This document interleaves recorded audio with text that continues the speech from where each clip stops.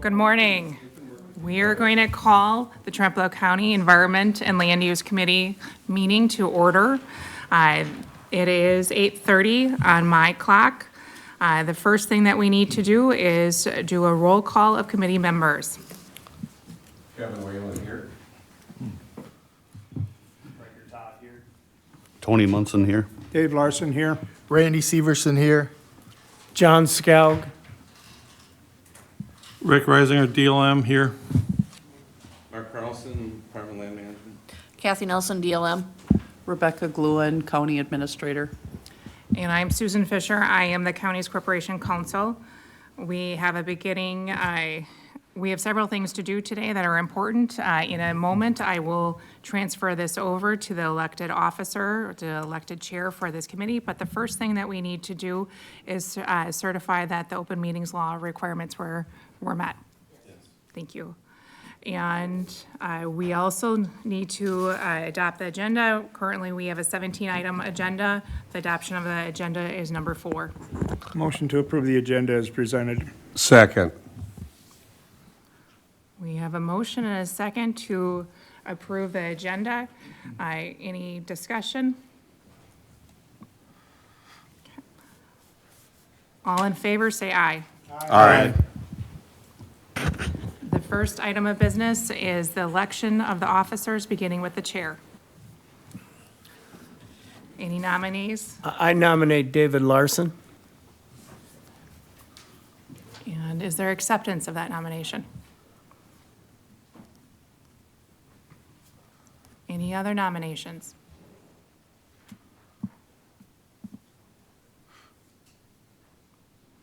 Without hearing any other nominations, I would ask whether there is approval of that nomination for formality purposes. No, you can do it by voice vote. All in favor of Supervisor Larson? Aye. Aye. Thank you, and then I am going to turn this over to you. Congratulations, Dave. I'm glad you get the rest of the meeting. You got it in your spot.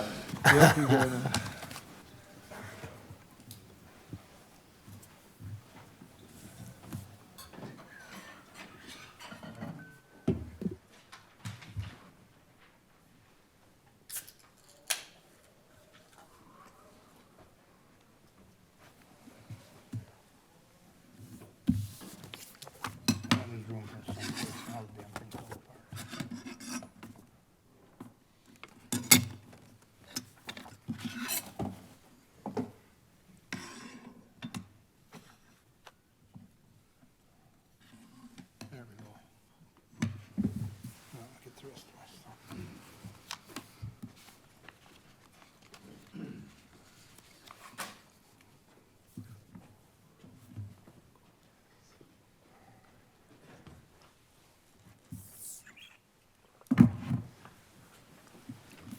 You picked a good one to take over.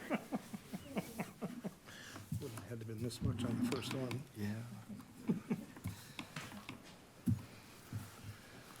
Okay, with that, the next thing is Office of Vice Chair.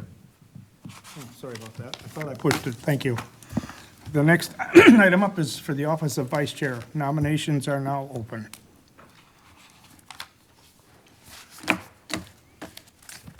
I'll nominate myself. Okay, I'll second that.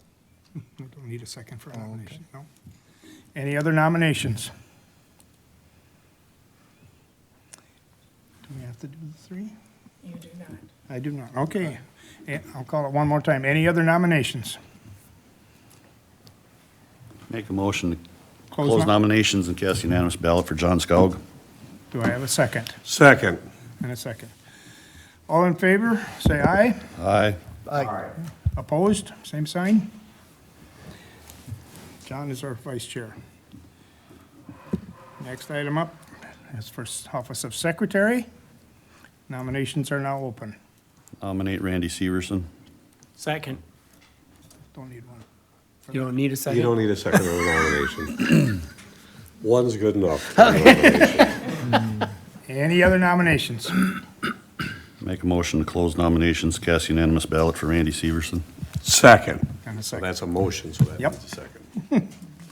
Okay, all in favor, say aye. Aye. Opposed, same sign. Randy is our secretary for another 2 years, hopefully. Item 6, adoption of minutes from the April 1st meeting. Dave, I move the motion to accept the minutes of the previous meeting. Second. And a second. Any questions? Comments? If not, all in favor of the approval of the minutes, say aye. Aye. Opposed? Carried. Item 7, 8:30, and we're a minute late, but we're doing good. Public hearing on a conditional use permit for a choose and cut tree farm by Christopher and Mary Ann Dubin, owners, operators, Town of Unity. Randy, I believe you have something to read on Yeah, that. I do. You are hereby given notice that the following conditional use permit will be before the Environment and Land Use Committee on Wednesday, May 6, 2026, at 8:30 a.m. in the County Boardroom of the Courthouse, 18600 Hobson Street, Whitehall, Wisconsin, 54773. The hearing requested by Christopher and Mary Dubin, owners operators, to consider a conditional use permit for a Christmas tree farm. The location is the northeast one quarter of the northeast one quarter, section 6, town 24 north, range 8 west, in the town of Unity, Trumbull County, Wisconsin. Parcel number follows. To provide public comment on this hearing during the meeting, please call 715-538-1894. Your attendance and comments are encouraged at this hearing. If you are unable to attend and have any questions, please call Mark Carlson with the Department of Land Management at 715-538-1919 or email to mark.carlson@county.trempealeau.wisconsin.us. If you are unable to attend and desire to submit a written comment, please send your written comments to the Department of Land Management, 18600 Hobson Street, Whitehall, Wisconsin, 54773, or email to Mark Carlson. All emails and written comments must be received by May 5th, 2026 at 4:30 p.m. Please know that written comments will be read at the public hearings up to 250 words. All written comments must include the name and address of its author. Any special interest groups or expert witnesses will be allowed 20 minutes to give a presentation and must register at least 1 week prior to the meeting date by calling Mark Carlson of the Department of Land Management, 715-538-1919. Sincerely, Mark Carlson. We've heard the application. I'm kind of winging it here just a little bit. I wonder if that was Kellen's little cheat Maybe it was sheet. Kellen's little cheat sheet, yes, and I need to get one of those. But the next item, I guess, is for Mark to have. Yeah, I guess, they reached out and stated they were gonna have this type of activity on their property. Moving forward with anything like new with like this, we gotta make sure they somehow fit into our zoning, and a conditional use permit has been required on like greenhouses and things like that. And they did submit a, very good application to kind of show where everything's located, what their business activity is gonna be. And I think a conditional use permit, rather than a rezone, would be the way to go on this type of activity. And I haven't heard anything from any neighbors. The town of Unity we have a letter from the town of Unity, and that's pretty much it. Okay. I have a question. Is that appropriate Go at this ahead. time? Yes, it is, John. Well, Just on the parking lot, what is the setback from the county D there? I've never seen the setback for a parking lot, but I think they are well off the area. I mean, there's always a concern with people parking on the road, which nobody wants to see, and they have a designated parking area. I have not seen, I could look it up, but I don't think it's a substantial amount where they wouldn't be meeting it, so. Okay. Make a comment with that, County Road D heading north or whatever, the visibility, Dubins live on the left-hand side, west side, so the visibility ain't really infringing on the highway right away. Okay. Okay, did you have any, you had nothing from any neighbors? I got a letter from the township Okay, that basically the town of Unity met March 10th and approved a conditional use permit for a Christmas tree farm on parcel 0300090-000 owned by Christopher and Mary Dubon, Town of Unity Clerk Ann Hempel. That's the only correspondence I got on that. do the applicants have any additional that they would like to tell us about? If so, yeah. Push the button to turn your microphone on. Hi, I'm Christopher Dubon, I guess co-owner with my wife of Merry Christmas Acres. We're just looking to open up this fall, and we do have about room for 36 cars parking, so I think we're sitting pretty good there. We'll probably be selling like 500 to 600 trees a year. Anybody? Question for you. Are you anticipating any large-scale events that would exceed the 36, where you have a special outing, special entertainment, anything that would cause a traffic challenge? Yeah, at this point, no. It's just gonna be people coming and going to get trees. We aren't doing anything like fall festivals, like for pumpkins. Aren't planning any concerts or anything large scale like that. It would just be, I guess, just the normal flow of people coming and going. I mean, it's hard to anticipate, you know, could get really busy at times. I guess we'll have to sort through that if it starts to be an issue. But as of now, there's no Yeah, major events no, that they're are gonna be not- causing we a aren't challenge? planning, we aren't gonna be looking for an alcohol license or anything like that. So, just pretty, it'll also only be operating during daylight hours, just because, you know, people cutting trees down with saws in the dark. You bet. So, Thank you. yeah. Any other questions? Yeah, just totally unrelated, well, kind of related. How many acres you got planted in trees? So, right now, we have about 6 acres planted in trees. We got room for one more group of trees, so it'll be like 6.5 acres, which will probably be like 5,800 trees. So, we've been planting since 2019. Okay, thanks. Okay. Anything else? Okay, thank Well, you. Mr. Chair. Oh, Just Tony? to add to that, the business plan they presented to the town of Unity was very thorough. They're gonna have a little portable like shed or whatever where they'll sell wreaths and some accessories to the trees. And that's what they said. They were only gonna do tree-related or Christmas-related, no big gatherings or whatever.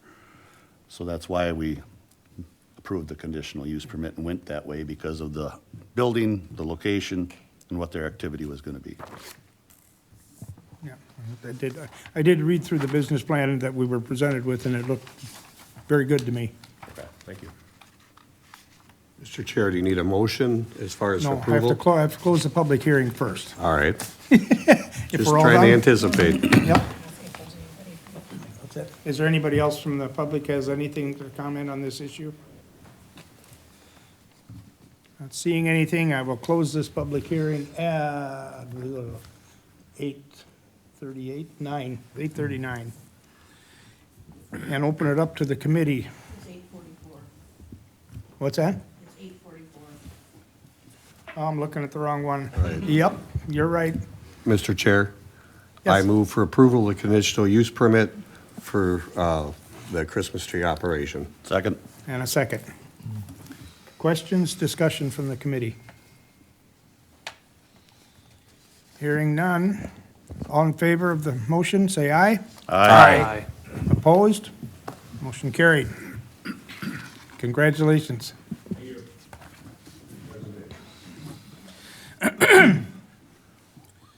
Item number 8 is another public hearing. Land use change rezone rural residential RR to R20. Maureen and Jacob Jones, landowner positioners, Town of Dodge. And Randy, you have something to read. Yes. You are hereby given notice that a public hearing before the Trumpealeau County Environment and Land Use Committee is scheduled for Wednesday, May 6, 2026 at 8:35 a.m. in the County Boardroom of the Courthouse, 18600 Hobson Street, Whitehall, Wisconsin. The purpose of the hearing, requested by Maureen and Jacob Jones, landowner petitioner, Dodge, Wisconsin, is to request a land use change rezone from rural residential to R20 on approximately 7 acres to split the parcel. The location is the southeast one quarter of Section 14, Township 19 North, Range 10 West, Town of Caledonia? I wonder if that's a misprint. Yeah, probably. Yeah. Just go ahead. Yep. I corrected that with the newspaper. Okay, okay. Okay, Which is taken from an old yeah, hearing notice. okay. Upon request, a map of the property may be obtained from the Department of Land Management. To provide public comment on this hearing during the meeting, please call 715-538-1894. Your attendance and comments are encouraged at this hearing, but not required. If you are unable to attend and have any questions, please call Mark Carlson with the Department of Land Management at 715-538-1919 or email at mark.carlson@county.trempealeau.wisconsin.us before 4:30 p.m. on May 5th, 2026.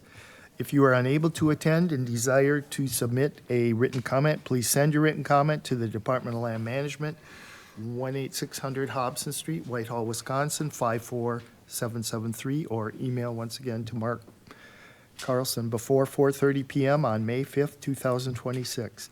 Please know that written comments will be read at the public hearing up to 250 words. All written comments must include the name and address of its author and the request that the letter be read at a particular meeting date. Any special interest groups or expert witnesses will be allowed 20 minutes to give a presentation and must register at least 1 week prior to the meeting date by calling Mark Carlson with the Department of Land Management at 715-538-1919. Sincerely, Mark Carlson, Zoning Administrator. Thank you. Mark, what do you have to, This one here, I mean, if you, some of you may remember, they were in here and got a use permit for a wedding venue. And there's some business-related requirements that they have to have that piece of it sectioned off on its own. That's why they're asking to be rezoned, because they have to be rezoned in order to split that piece because it's so small. And it's at the request of Jacob and Maureen, but it's because of the business aspect requires it to be a separate entity from the home. And, I mean, he can add to that, I guess. And I didn't hear anything from anybody else other than the town of Dodge's letter. And, the only reason we're rezoning this, and it can only be split one time. Sometimes R20 makes people a little bit leery, but because of the nature of the acreage there, this will be a one-time split. What, was R8 an option or not? Not with that acreage, like you take, in a nutshell, there's a ratio, you take the 20 times the 7 acres, which is 140, divide it by 40, and you just have over like 2 to 3 acres, and we round down to the 2. 8 would have been not big enough. 8 times the 7 would have only been 56, and that divided by 40 is like 1.2 or 3, It has to be R20 because of the nature of the acreage. You can school me on the arithmetic offline. I'll try to, but I guess basically, we don't want to rezone anything more than it has to be done. That's why we chose this route, Understood. so. I trust it. And you can only split it one time anyways because of the acreage. And John, the quiz comes later, so don't worry about that. so.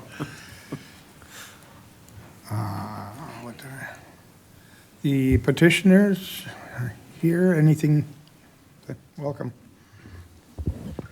Hello, my name's Jacob. My wife could not join me because we had our second child like 10 days ago. And she eats like every 10 minutes on the 10-minute mark, so, yeah. So we got resurveyed, and I brought that with me if it mattered, if anyone wanted to look at that. But basically, if you recall, the original plan was to use the barn as the main event space. But unfortunately, the costs associated with having to renovate that barn due to state requirements became so high that it made more sense for a better product to build a whole new building. And that's why this rezone happened, because it then created a domino effect of all these legalities that we had to meet and releasing bank loans and things. So essentially, that's the only reason for the rezone. And we just split the parcel in half, almost down the middle, keeping all of my personal property on one side and then the event center, parking lot, and potential future expansion and lawn space or whatever on the other side. And that's the only purpose for the rezone. If there's any questions, I can also So send the this the around. total acreage of the two parcels now, it's 7 acres that's being Still the split. same. Yeah. Yeah, I'm not adding any acreage or taking away any acreage. I just had to split it in half. And the main reason was to, I couldn't have two liens on the same parcel. So my personal mortgage lien had to stay on one side, and then my mortgage had to release the other parcel to then put a new lien on that for this new building. And that's essentially the only reason for the rezone and parcel split. But because we had to go with the new building, I had to basically cross off a bunch of dominoes that had to fall because of that. And this is the last piece. Tony? If I remember correctly, yeah, it'd be, to the side of the barn is where the parking lot was gonna be. I assume that's where the new venue center is gonna be or whatever, and then, so is your parking changing for road access? So you are remembering incorrectly. If you look at the property, the parking lot was going to be in a field that would have been in the northeast quadrant of the property, which is attached to the highway. That's not changing. That's going to stay the same. And the proposed event center is right next to the barn to the north in the backfield. But the parking lot's going to remain the same, and the pathway to the proposed event center not changing either. So So it's they'll have to cross the road from the parking lot to the event center is what you're saying? no. Nope, okay. Yeah, if you look at the property on a satellite view, it's all on grass. So you go on G on the highway, you turn left in the parking lot, you're on my property at that point. There is no road crossing or anything, and you just walk through. I'm gonna make a little path through some trees for romance, you know?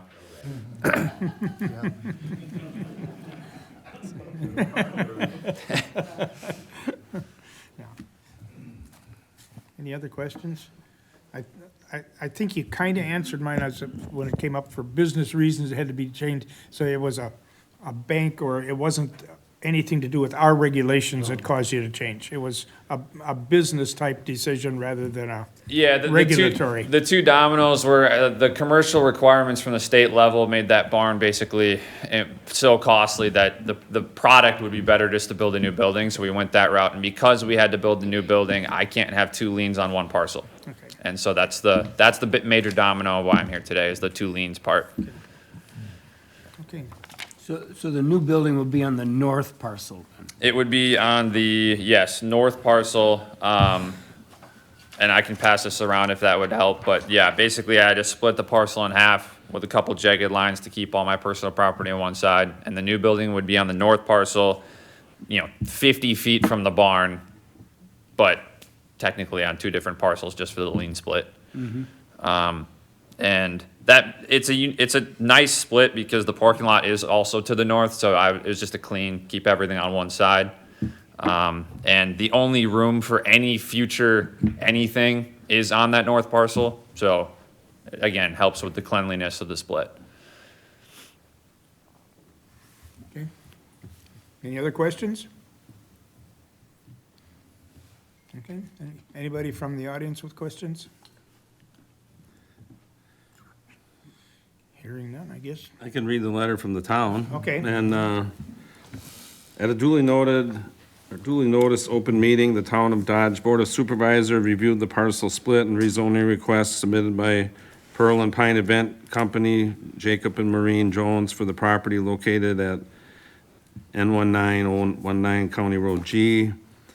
The board reviewed the application materials, including the proposed parcel split and supporting information, discussed the request as it relates to the proposed venue, which is initially intended to host primarily wedding events. Board asked questions.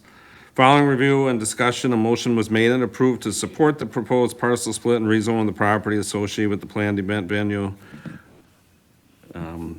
with the final zoning classification to be determined by our department and our committee. Please accept this letter as a formal notification that the Town of Dodge supervisors support for the split and rezone request for above properties. Respectfully submitted, Daniel Lilla, Town Chair, Town of Dodge.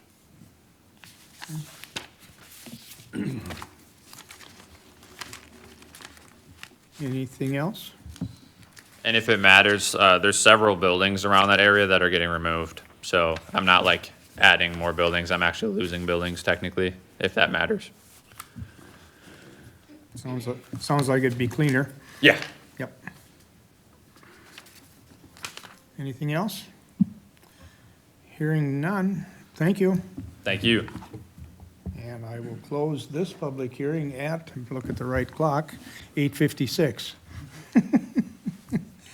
And open it up to the committee for discussion.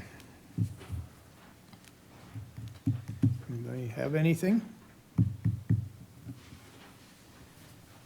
If not, I guess, Mark, will like the setbacks and everything meet for the septic and everything else then for that new venue? I mean, that'll have to be addressed as, as it comes in, but yes, it will have to.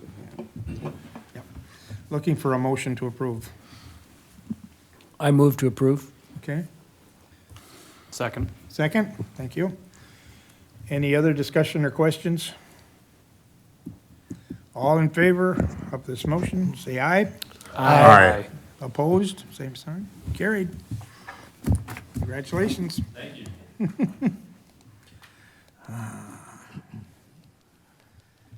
Item 9 is another public hearing with a land, Make a note a little bit here, excuse me, that I do have some resolutions, but I'll pass them along after we're all done, because there's Okay, 3 okay. resolutions for every. just sign, yep, So instead of sending something through now, I'll just wait till the end. sounds good. I'm confused enough. Item 9, public hearing, land use exclusive ag EA2 to primary ag, Clifford Evenson and Holly Herman, landowners by the town of Sumner. And Randy, you have to start us off. All right. You are hereby given notice that a public hearing before the Trumpealeau County Environment and Land Use Committee is scheduled for Wednesday, May 6, 2026 at 8:40 a.m. in the County Board Room of the Courthouse, 18600 Hobson Street, Whitehall, Wisconsin. The purpose of the hearing, requested by Clifford Evenson and Holly Herman, landowner petitioner, Osseo, Wisconsin, is to request a land use change or rezone from exclusive ag to primary ag on approximately 55 acres to split the parcel. The location is the northwest one quarter of the southwest one quarter of Section 26, Township 24 North, Range 7 West, Town of Sumner. Parcel number follows. Upon request, a map of the property may be obtained from the Department of Land Management. To provide public comment on this hearing during the meeting, please call 715-538-1894. Your attendance and comments are encouraged at this hearing but not required. If you are unable to attend and have any questions, please call Mark Carlson with the Department of Land Management at 715-538-1919 or email at mark.carlson@county.trempealeau.wisconsin.us before 4:30 p.m. on May 5th, 2026. If you are unable to attend and desire to submit a written comment, please send your written comment to the Department of Land Management, 18600 Hobson Street, Whitehall, Wisconsin, 54773, or email to, once again, Mark Carlson before 4:30 p.m. on May 5th, 2026. Please know that written comments will be read at the public hearing up to 250 words. All written comments must include the name and address of its author and the request that the letter be read at a particular meeting date. Any special interest groups or expert witnesses will be allowed 20 minutes to give a presentation and must register at least 1 week prior to the meeting date by calling Mark Carlson with the Department of Land Management, 715-538-1919. Sincerely, Mark Carlson, Zoning Administrator. Thank you. Mark, what do you have? Okay, on this one here, Quentin, his son, wishes to build a home on that property, and there's already a house, you know, the farmhouse and stuff is on there, so we have to split the piece. And that's the reason for this rezone, was also mostly because Quentin wants to build a home, and, you know, he'll parcel off his own piece next to off of Haugen Road, and then the remainder will be in Clifford and Hollies. And in order to do that, we had to go one step up from the density of exclusive ag to primary ag. You know, that's 2 per 40 versus 1 per 35, so. Okay. And the only people, actually, I did get a few letters from some neighbors, and then also the town of Sumner. And all were in favor. Mark, just a question in the packet, the drawing that has, why is there 5 lots depicted in the drawing?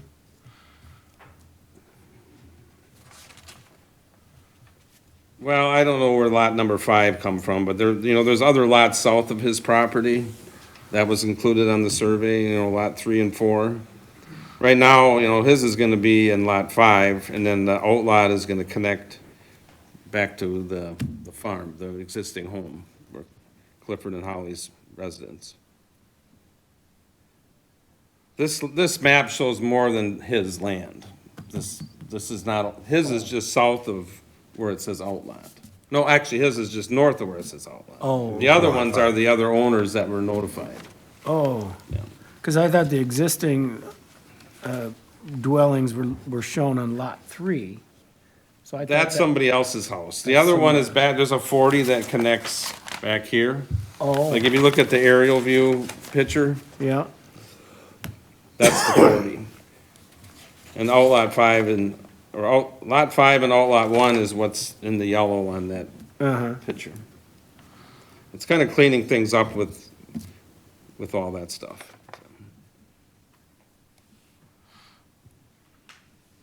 I don't think he's requesting anything above and beyond what we normally would do in these cases. Okay. Is the petitioner here? Do you have anything you wish to add? Not really. Okay, okay. Just giving you the opportunity. Okay. I guess, I didn't miss anything. Okay. I'll read the Oh, the letters. Yeah.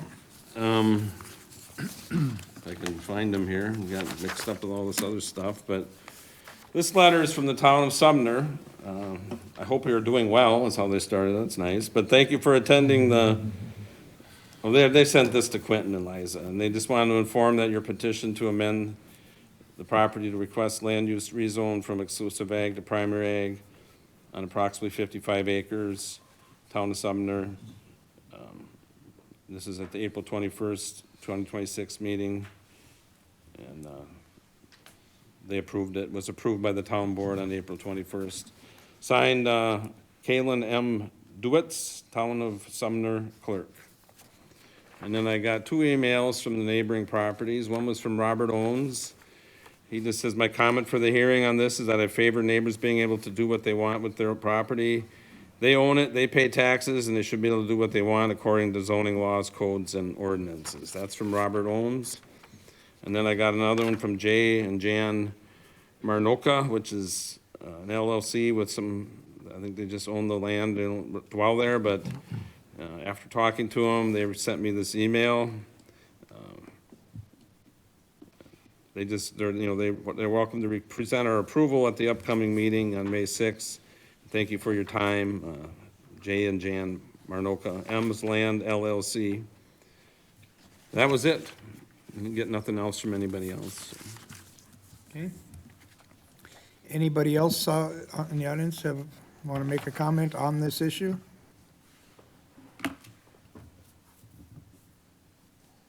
Seeing and hearing none. Close this public hearing at 9:05 and open it up for the committee for discussion.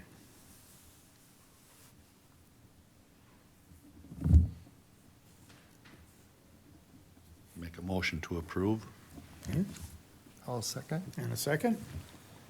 Any further question, John? No, okay. Any further questions or discussion? All in favor, say aye. Aye. Opposed, same sign. Carried. You're good to go.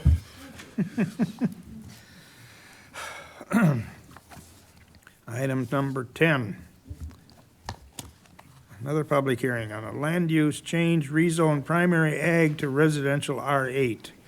Gary and Jerry Towner, landowner petitioners, Town of Caledonia. Randy, go. You are hereby given notice that a public hearing before the Trumbull County Environment and Land Use Committee is scheduled for Wednesday, May 6, 2026 at 8:45 a.m. in the county boardroom of the courthouse, 18600 Hobson Street, Whitehall, Wisconsin. The purpose of the hearing, requested by Gary and Carrie Towner, landowner petitioner, Galesville, Wisconsin, is to request a land use change or rezone from primary ag to residential 8 on approximately 10.13 acres to split the parcel. The location is the northeast one quarter of the northeast one quarter of Section 29, Township 18 North, Range 8 West, Town of Caledonia. The parcel numbers follow. Upon request, a map of the property may be obtained from the Department of Land Management. To provide public comment on this hearing during the meeting, please call 715-538-1894. Your attendance and comments are encouraged at this hearing but not required. If you are unable to attend and have any questions, please call Mark Carlson with the Department of Land Management, 715-538-1919, or email at mark.carlson@county.trempealeau.wisconsin, US, before 4:30 p.m. on May 5th, 2026. If you are unable to attend and desire to submit a written comment, please send your written comment to the Department of Land Management, 18600 Hobson Street, Whitehall, Wisconsin, 54773, or email to, once again, Mark Carlson, before 4:30 p.m. on May 5th, 2026. Please know that written comments will be read at the public hearing up to 250 words. All written comments must include the name and address of its author and the request that the letter be read at a particular meeting date.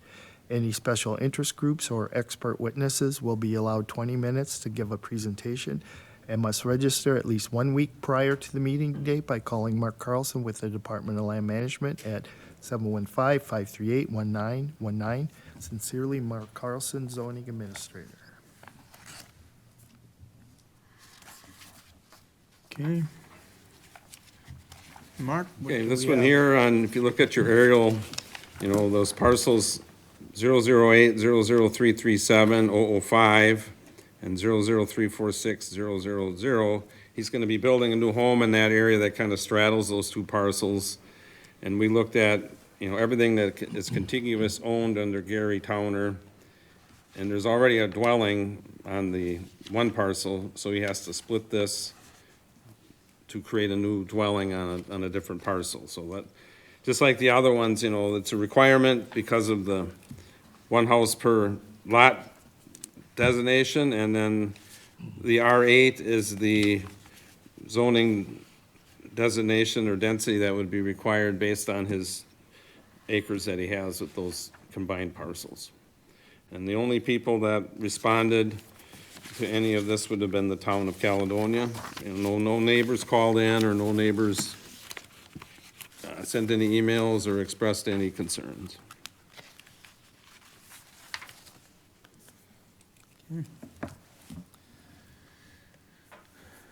The petitioners are here, right there. Anything you wish to say, please? Hey, I'm Gary. My wife Carrie couldn't be here, she had to work, but, yeah, we just bought this partial over 30 years ago. It's connected to our existing home, which we bought a couple of years before that. And, we hope to build our dream home there 30 years ago, but we're finally getting around to it, hopefully. I've had a survey done already. Our existing home would be on a 3-acre lot, and now our new residence would be on a little over 7-acre lot. And we already have a big pole shed we built there last summer, and we have driveway, utilities already there. They're in process of finishing up the well. We have the perk test done, and whether we do the house or not, there'll still be a drain field septic system there for the shed. But I guess we're batting 1,000 so far. Hopefully we can keep it going there.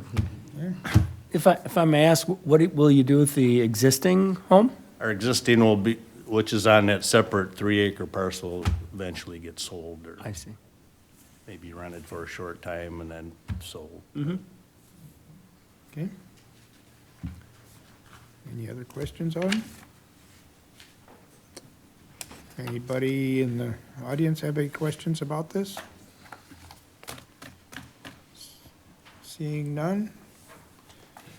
I guess, thank you, and I will close the public hearing at 9:11. I could read the town letter. Oh, On behalf of the Town of Caledonia Board, this letter is to formally notify the Suffolk County Zoning Department that the board has reviewed and approved the zoning change request submitted by Gary and Carrie Towner. The request was considered by the town board at a duly noticed meeting on March 18th, 2026. The town approved the zoning change from primary ag to R8. The approval reflects the town board's determination to the requested zoning change is consistent with the town's planning goals, intent, and appropriate for the property based on the information presented at the time of the review. Please include this letter as part of the official record for the zoning change application. Sarah Halderson, Clerk Treasurer, Town of Caledonia.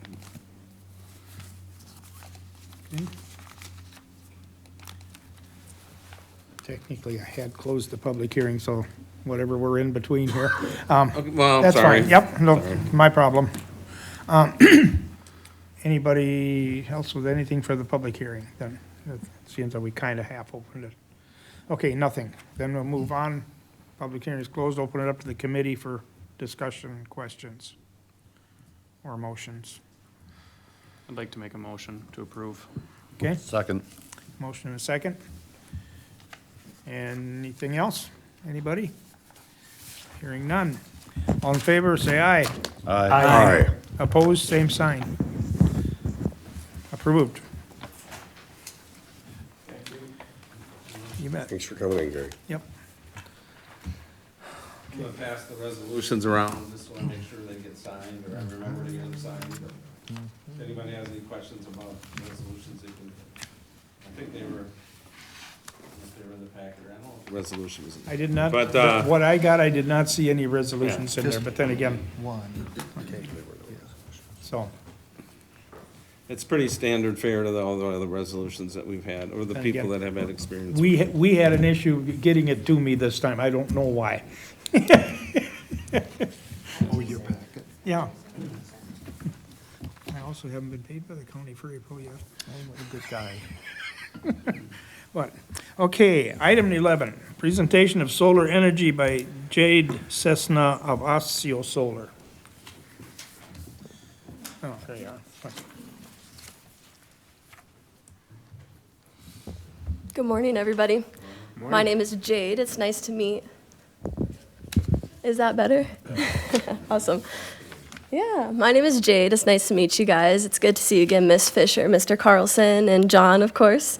I do have some packets of information for you guys on the project that I'd love to pass around. And I'm here just to talk to you guys about the proposed 80 megawatt solar project, Osseo Solar, located in Sumner Township. I can walk through some of the information in the packet once everybody receives one. But there's some high-level information, including a map of the proposed project area. So just a little under 700 acres. And then we have some general information about solar development, as well as an economic impact analysis that was conducted by Strategic Economic Solutions for us. And the last page is a one-page overview of the project. And on the back, you'll see a general development timeline. I do also want to note that I am joined here by many members of my team. We have here a permitting specialist, land specialist, and our interconnection specialist. So if we have any specific subject matter interests, I'm happy to introduce them and have them come up and speak as well. But we're working towards submitting a conditional use permit and have had several conversations with the county of how to go about doing so in good partnership. And we're hoping to submit that at the end of June, early July. And then tonight, we are hosting an open house for the public. We sent certified mail to all landowners and adjoining landowners, notifying them of the project. Also, some key stakeholders, such as the local fire department, has been invited. Sumner Township has been invited. The Osseo Rod and Gun Club has been invited. And we asked everybody to spread the word for us as well. So anybody here is welcome to attend as well. It will be hosted at Grand Occasions in Osseo from 6 to 8 p.m. tonight. I don't want to fire hose you guys with too much information. But as you guys are taking a look at anything, feel free to ask any questions. Can you just give an overview of the company? Because Yeah. you guys recently well, I don't know when, but this changed hands, right? Yes, that's correct. So Atlantica Sustainable Infrastructure is the owner and operator of Osseo Solar, so the parent company. And we acquired this project as well as a portfolio of other projects from a previous developer.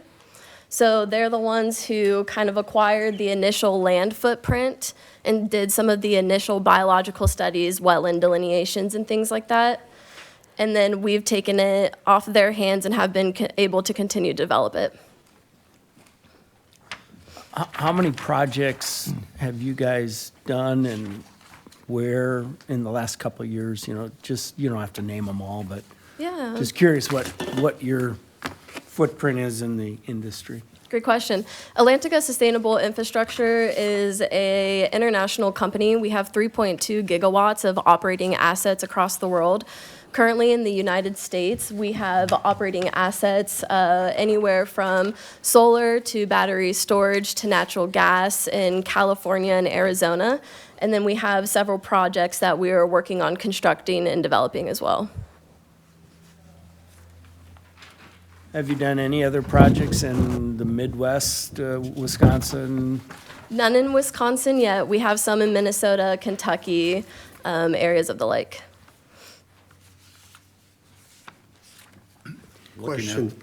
Question for you as far as site location. The primary reason for development at this particular site in the Osseo area? Yeah, so this site has been determined to be viable from both a land perspective and an interconnection perspective, which are two of the biggest things that we look for to ensure that we can actually inject energy into the grid and then that the landscape is available for us to develop on. And that energy would primarily be used locally then, or do you have control as far as where that power is actually shared with? We don't have control of where the power is distributed specifically. It can come down to different factors, but we're mainly the ones who produce the power, not distribute the power. So the distribution of the power is not always in our hands.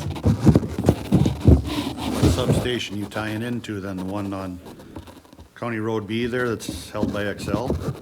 I'll have to confirm. Since it's not on the higher distribution, which is going to go out across the state, since it's on the 69 kV, it's going to be more localized. It's more on the distribution. there's been questions as far as where the power actually Yeah, is gonna be used. it would be more of a localized, consumption of power than a. If you could, sir, come up to the microphone so the public can hear your comments. Thank you. What I was stating was, is since the actual grid that we're be connecting into is the 69 kV, it's going to be more localized since that's more of the distribution than transmission.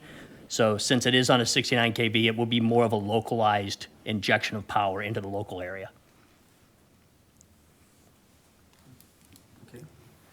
So the 700 and some acres, that's cropland, or that's the total footprint? Because I see there's a lot of forestry in here, so that cropland that'd be affected is roughly half that, or what's the total acres of just solar? We will be developing on most of the acres. The acres that we aren't able to develop are shorelands, and so we've had wetland delineations and then the concurrence with the state to determine the shoreland zoning for the area. So the exact acres that we would be putting panels on, I can have someone pull up if they're able to, Jennifer, if you don't mind. Thank you. And then, what was your other question? Well, Sorry? it's mostly forest in what you've got designated. I assume the outlined yellow is that the total 700 acres you announced at first? Or is That's, it?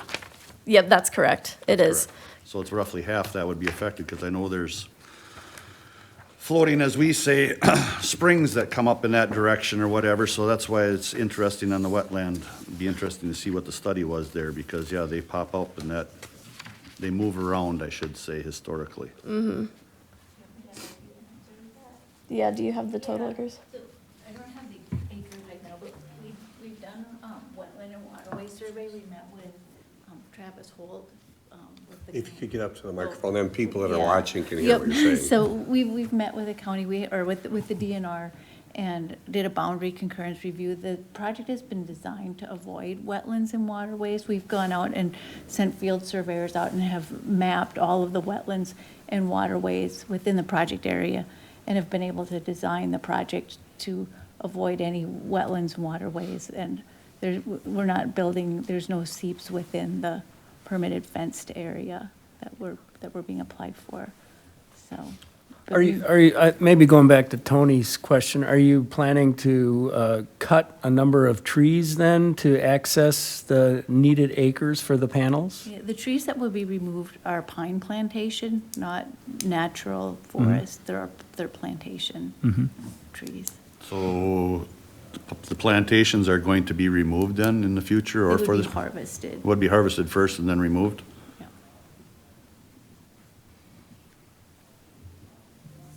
Because I know our setback, I believe, from previous waterways is 300 feet, am I correct, Mark, or is it more than that? Or we can set to whatever we wish? 300 feet is what they consider the shoreland zone, shoreland area. Anything structural is 75 feet from the stream. That's the bare bones of the shoreland setbacks for streams. Do you anticipate doing a joint development agreement or community benefit agreement as part of the project? So we are open to conversations of a joint development agreement. We haven't had any conversations yet about that, but that is something that we're happy to discuss. Is that what you typically do in your other projects? We haven't done a specific joint development agreement, but we've done similar community agreements. So there would be one agreement? One not agreement. two, yeah. Yep, And who would that be negotiated with? the county and us. That would be the, okay. Yep. So just, you might have mentioned it, I might have missed it, but about how long do the solar panels last? And then when the life is over, what happens with them? Yeah, so the entire project will last between 35 to 45 years, we're estimating, will be the entire life of the project. And afterwards, we will decommission everything on site. And so that will be part of our conditional use application, is that we will provide a decommissioning plan for both the PV and the BESS portion of the facility. You will be providing that plan as part of the application process? Is that That's what you- correct. Okay, just clarifying. And does your company have a protocol or procedure to certify materials used in construction are PFAS-free, so that we don't have to worry about incorporating any foreign or contaminant type when you build. Yes, that's correct. Yep, So you guys certify that everything coming in is clean. that's correct. And we'll be working with a engineering, procurement, and construction company to help us build. All right, thank you. So what happens in the case of a hailstorm where things internally are exposed then? Is there a reclamation plan, like say a manure overflow or whatever needs to be contained ASAP? How about this? At a larger scale, how do you contain this from runoff or whatever? Yeah. Daniel, do you want to? Yep.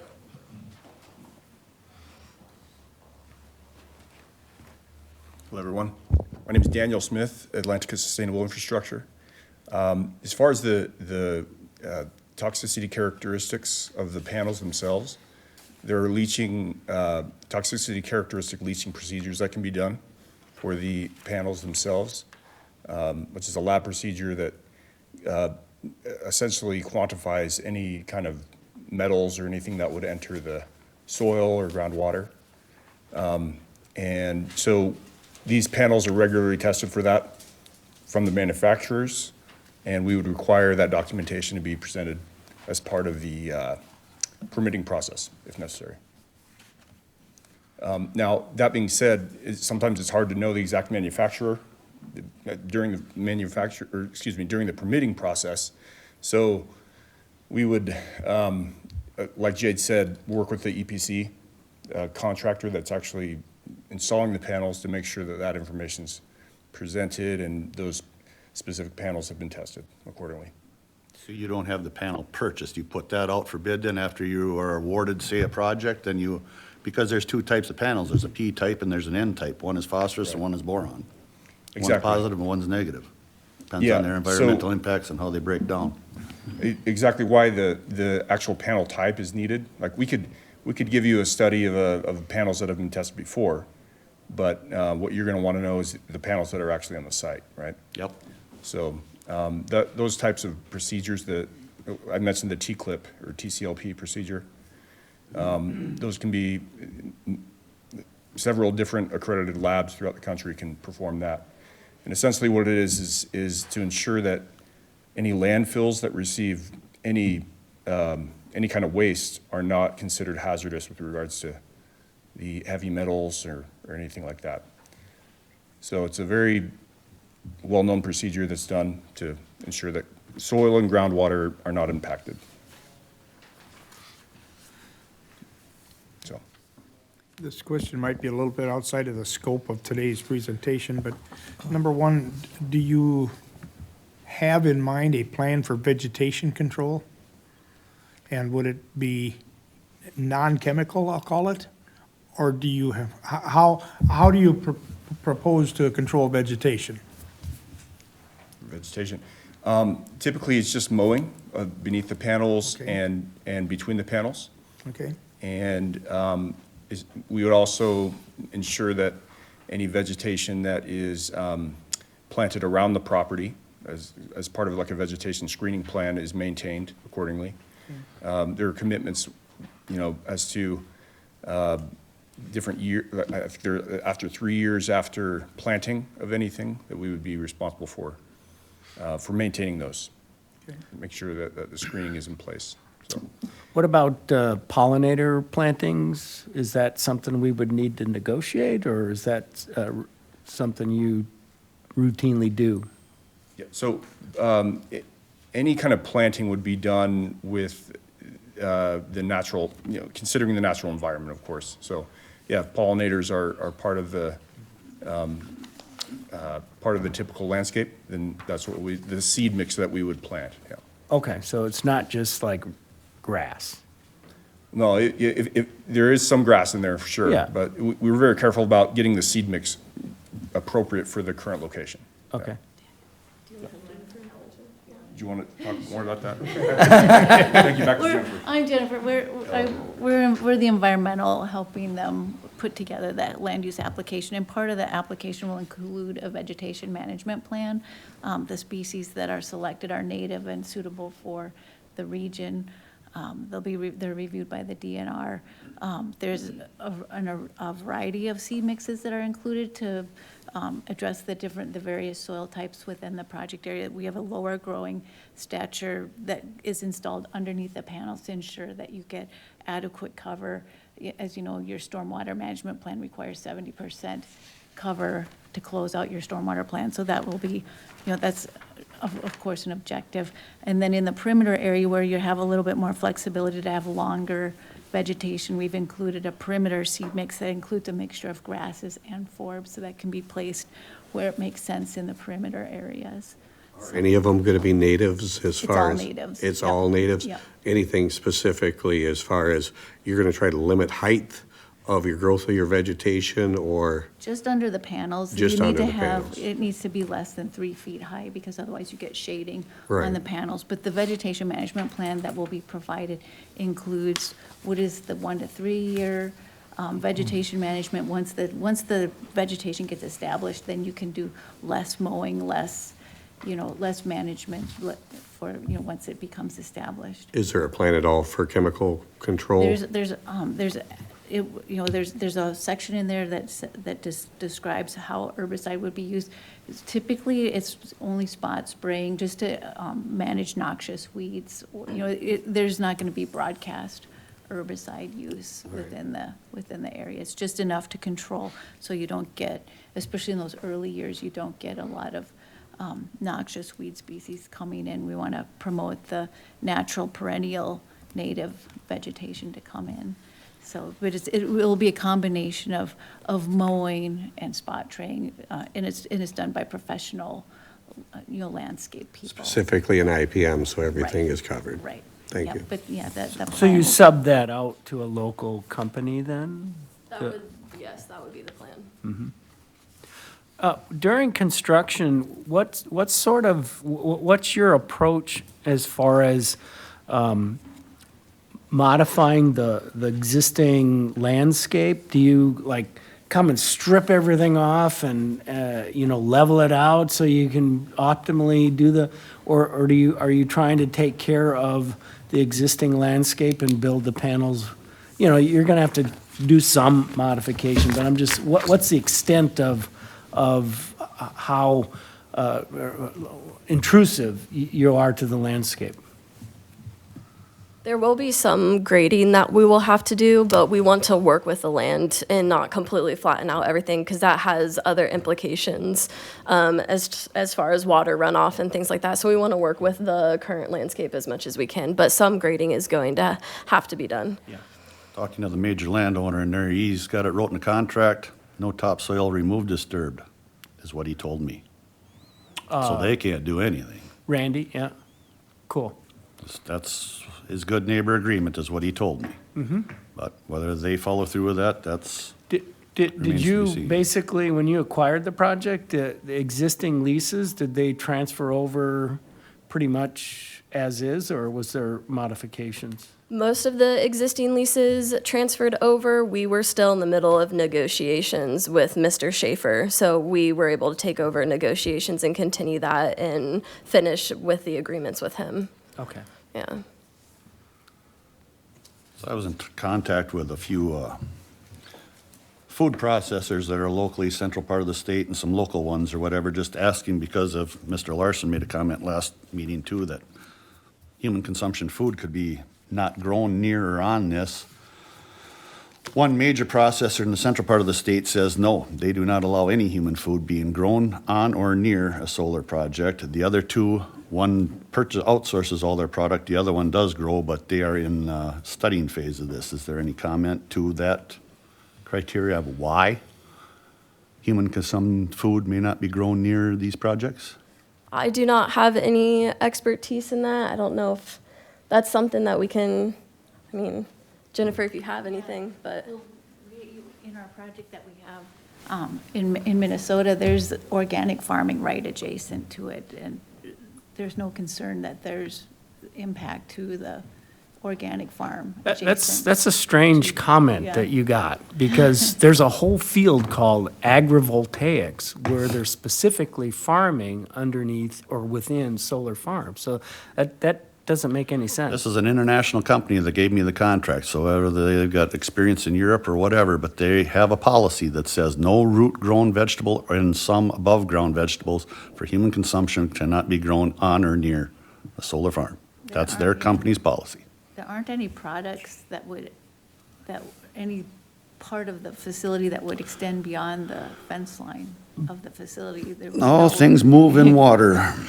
That's a given. You can say you can contain it, but as all we know here in the driftless area, things do move vicariously through water and infiltration. Depends on what's in here. I mean, there's polysilicons, chromium, lead, cobalt. Depends on what the panel's made out of. And if there's a hailstorm or whatever that could expose it to the environment, that's what concerns us here. Because we're the last place with fresh water and open space in the United States. Just because we're in the driftless area. I mean, water flows to every little valley, nook and cranny, goes to a class 1 trout stream, to open water. That's a lot of the public's concern. So that's why I'm asking some of the questions, but that's what I did find out from the food processors. Yeah, there's a stormwater pollution prevention plan that's, you apply for a SWIP through the state, that identifies how the stormwater will be managed and contained on the site. So is and there infiltrated. settling ponds then, or berms or whatever, then to divert it from these waterways then, as you're stating So- right now? Right now, the site is mostly agricultural or pine plantation. When we restore the vegetation to native perennial vegetation, any stormwater that falls on the panels will infiltrate into the ground. The piles that are used for installing the racks is standard piles like you use in construction everywhere else, for bridges. It's not any different material than you would install, pile installation for any other kind of construction projects. They're not, they wouldn't cause contamination to your groundwater. Most of them are driven above the water table anyway. They wouldn't intersect the water table, especially drinking aquifers which are typically deeper. Here knows when it rains around here now lately, it's wherever there's a roof edge, it's washing away. But Like I said, it'll some be panels. now native vegetation, and now it's open, it's open dirt, a lot of the time. So the stormwater management plan, there'll be a preliminary plan that's included with the conditional use permit that shows how stormwater is being managed on the site. If I read right, the one in Menominee that's being proposed over there, they're gonna establish their prairie structures, I thought, a few years prior to installation, so they establish it first, which I don't see how that would make sense, because there's gotta be road right-of-ways and construction equipment driving on that, but that's kind of what I read through, well, it's the Doan property. It would be maintained by the current landowner, whatever land use is being operated on the property until Atlantica takes over. And then once you have control, once the project starts, then it would be planted in permanent vegetation. But until then, it's operated by the current landowner. I mean, are you aware of any studies of the impact on the soil, long-term? Well, what is the projected impact to soil health It actually in the improves panels? Yeah, it actually improves the soil health because you're planting deep-rooted or, native grass species. So actually, the soil's allowed to rest. It's, it's given 40 years. The life of the project is 40 years. During that time, you have perennial native grass under there that's building the organic matter, improving bulk density, improving infiltration. So actually, at the end of the life of the project, the soil is better than it was before. So there'll be a decommissioning plan too that describes, removal and restoration to the current or whatever the landowner desires. And at the end of life, do you anticipate, I know solar is new enough that the recycling is in its infancy, but would the plan be to at least stipulate that the panels would be recycled at the end of its life? As you stated, the recycling process of panels is fairly young at this point. So hopefully it's more mature by the time that the project is decommissioned. But we would look into hopefully getting as many parts as we can recycled from the facility. I mean, I think that's an important point for the whole industry because, you know, wind is sort of got a black mark on it because they kind of rip those things up and they bury fiberglass somewhere, you know, and that's just, to me, kind of the antithesis of what you're trying to achieve with a renewable type of project.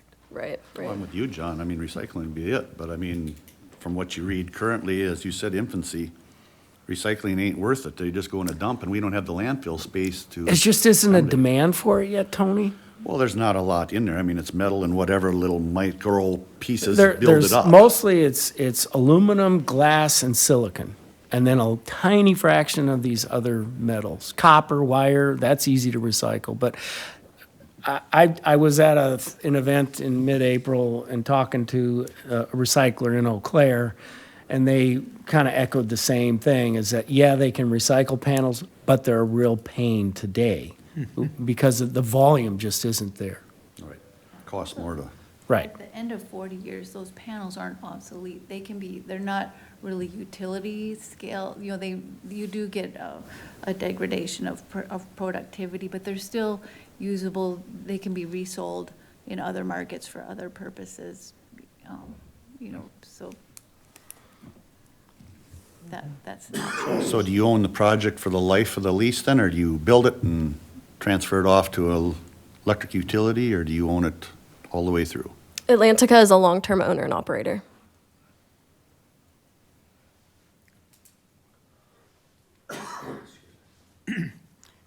This is strictly a generation facility. There's no thoughts of storage or anything like that with this project? This is a solar and battery storage Oh, it is project. battery too, okay. Yes, it's a mixed use.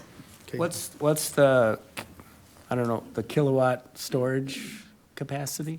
The battery is also 80 megawatts. I think it's like, how many hours, Nick? 320, that's what I thought. 320, yeah. So would they be a lithium storage device? Yes, sorry, lithium ion. Lithium ion storage. 4 hours? 80 megawatts in 4 hours. Yes. Confirmed 80 megawatts, 4 hours. Half-life. So we're 4 hours short on a good day.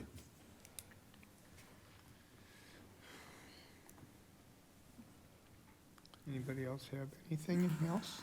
I got a question on, you know, as far as these are laid out to neighboring residents. I mean, we're gonna have some recommendations for setbacks and all that. I mean, how close are you planning to be to a neighbor, and would you be open to, we'll just start out with like 500 feet from someone's house, I guess. I mean, that is not a lease holder, I guess someone else that just is gonna have to live by these things.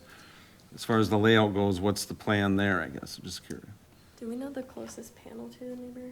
I can look, Up we here. reviewed all of the county ordinances, county and state setback requirements, and have designed the project to be in compliance with all setbacks. And we also have, we've done a noise study, and the setbacks, you know, are set so to ensure that there's no, you know, exceedance of state standards for noise. Well, I understand that, but I guess just to play nice with people that are gonna be around these things, you know, it doesn't hurt to go above the minimum setbacks once in a I while. can look, I have it on my So- computer here, we can find out how many feet the setback are from Because, you know, occupied in the residents. loosest term, you know, our, like a substation or something, you know, it's like 50 feet is the setback, you know. I wouldn't want to live next to, or I'm sure someone would not want a panel within 50 feet of their house or their property line. I guess wondering how flexible they're willing to play, like, good neighbor policy with far enough away setbacks from neighboring property, from their homes, I guess, the biggest thing. We can let you know our current setbacks, if that's helpful. Yeah. And then as it comes up, we can address on a case-by-case All basis, right, for sure. thank you. Yeah. And a little more what Mark was saying, we talked before about in those instances. Sorry, yeah. In those instances, maybe put in more screening for those residents, like more than the general screening for the array, give those some special treatment. That's definitely a possibility. We've already been in conversations with one of the participating landowners for additional screening for some particular visual things from his property. Is that something that could be negotiated then in the joint development agreement? I haven't seen that typically in a joint development agreement, but it could be on the table for conversation.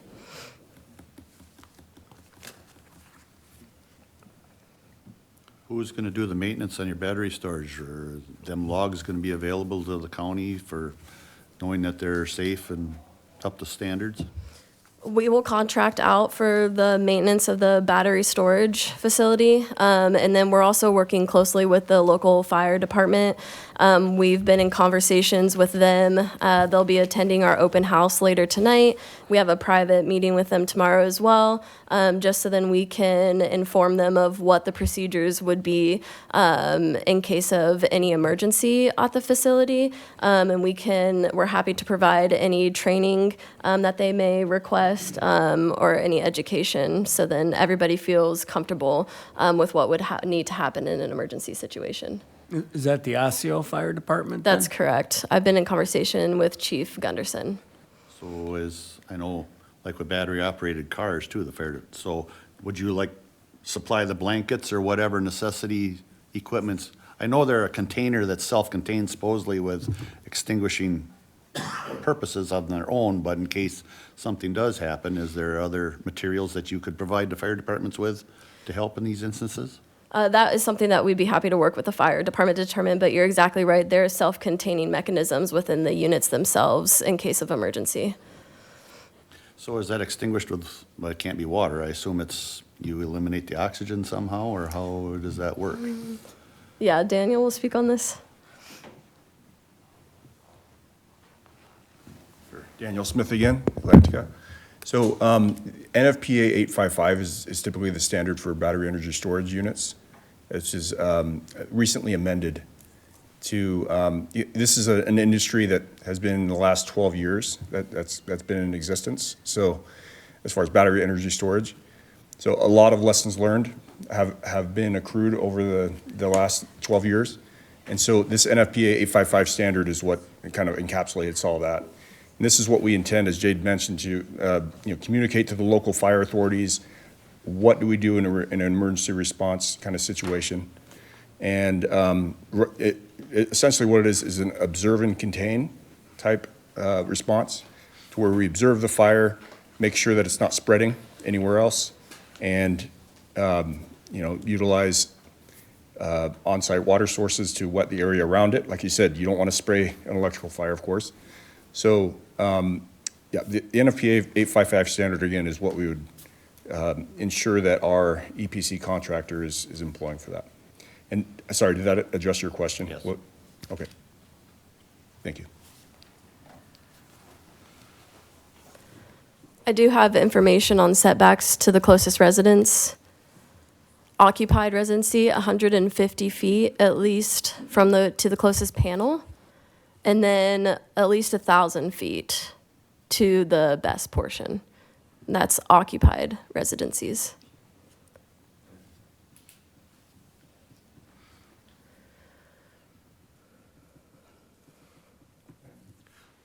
I want to go back to, in the case of a, catastrophic tornado, which kind of happens here every once in a while.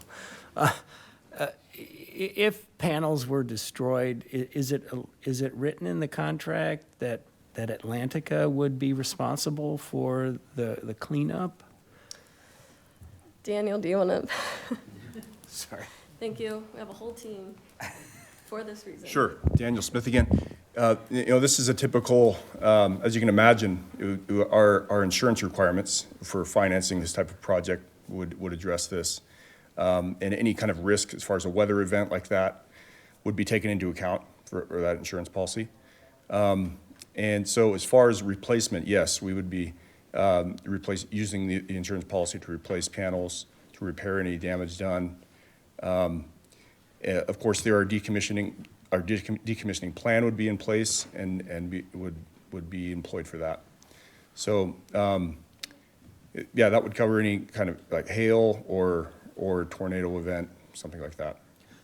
But you would, clean up the glass, any aluminum, if the cells themselves were exposed and were on the ground, Right. all that would be, it wouldn't just be left as trash on the ground. Exactly, that's right, yeah. So it would be a pretty extensive cleanup process, depending on, obviously what happens with this tornado, you could have panels that are leaving the site, and things like this. So, those types of cleanup operations can be extensive, and insurance kind of covers that. So, and it goes back to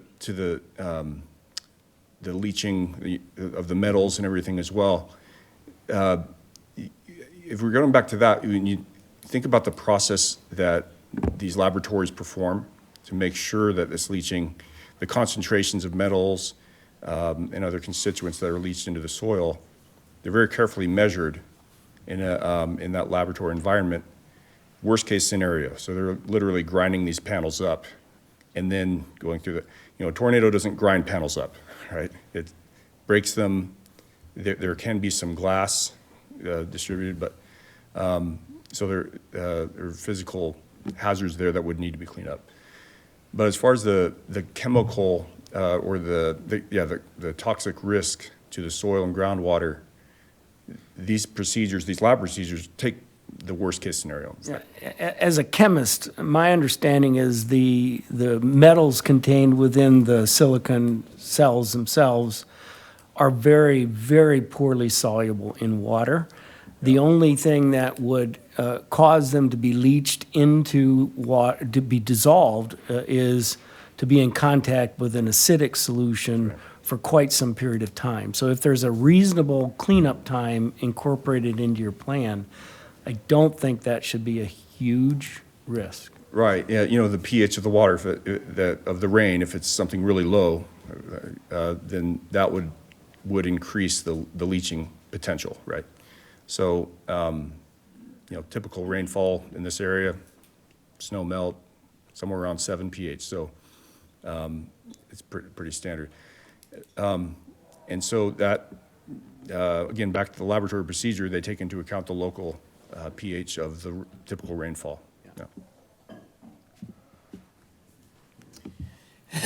I think you maybe touched on it briefly, but the same insurance conditions would cover, I'm sorry, the same insurance coverage, like if the equipment left the property and Right. impacted neighboring or else it, conservation land, state land, things like that.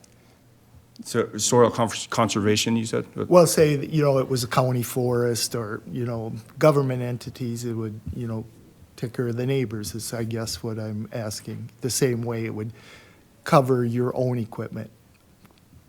If there was like damage done Well, to getting neighboring. back to these tornado scenarios, if the panels and equipment left the property and Okay, damaged and, like, other property. became a projectile or something, is that? Or whatever, yep, just Okay. trash even. Yeah, I mean, anytime type of trash cleanup and things, that would be naturally, it would be our responsibility to go and clean that up, I would say, yeah. And whether that's part of an insurance policy, I'm not sure. I would need to look into our specific policy on that. So the battery storage are the best systems or whatever, their lifespan's what, usually 7 years or whatever? So you got plans for local decommissioning at that time with the conditional use, I assume, at the local landfill, or where would they go? You talking about the life of a typical PV panel? Well, no, when the battery is done. the batteries. When the Yep. battery storage has lived its life or whatever, that's shorter term than what the panels themselves are. It can be, yeah. So what we do is we add to, instead of removing the battery and disposing of it, we actually keep it in service, even though its capacity's been degraded to some degree. And then we add to maintain that megawatt, the 80 megawatts in this case, like we talked about, the 4-hour capacity.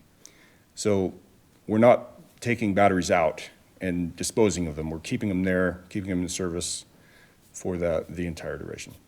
So you're adding more units, or you can add more plates, say, or whatever, like a regular battery to the existing one? Yeah, you just add more in series as it degrades. And of course, if there's like a, You're not modifying the existing units, you're adding separate battery units. yeah, so we're adding to the battery units to maintain that capacity as the older ones degrade, if that makes sense. Well, I guess if you start, let's say you start off with 5 Containers. containers. Right. Are you adding cells into each of those 5 containers? Or are you adding another container? In some cases, it would be adding another container, yeah. So- But you can also add cells into an existing container? You can, yeah, and it would be, so depending on what container, it's in about 1 megawatt increments, each container. So once that fills up, you'd need another container and so forth. So, yeah, it would be a combination of that, just adding containers as we need it, but.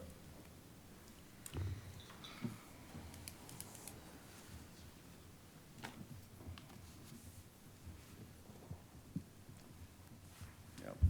So, I mean, we're happy to address all of your comments, and this is why we're doing this open house this evening, by the way, to have a more informal type discussion about all these discussions. So we really appreciate your guys' questions, and we're anxious to engage with you guys and the community. So, Jay, I'll turn it back to you. Perfect.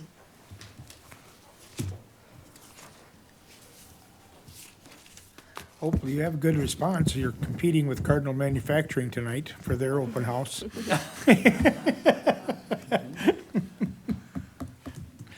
So, does anybody else have anything that they want to ask now? Want to thank you for the information and for your openness in answering the questions. And Thank you, guys. You're looking to apply for a conditional use in June, you said? June or July. June or July? Is our target right now. Okay. So, I guess, I'd like time to study this a little bit more, all this stuff. Of course. And my business card is in there with my email and my phone number. You guys are always welcome to email me or give me a call, and I'm happy to chat about anything. So, I guess. okay, well, we will look forward to seeing you maybe in June. Sounds good. Thank you. Thank you. And good luck tonight. Thank you.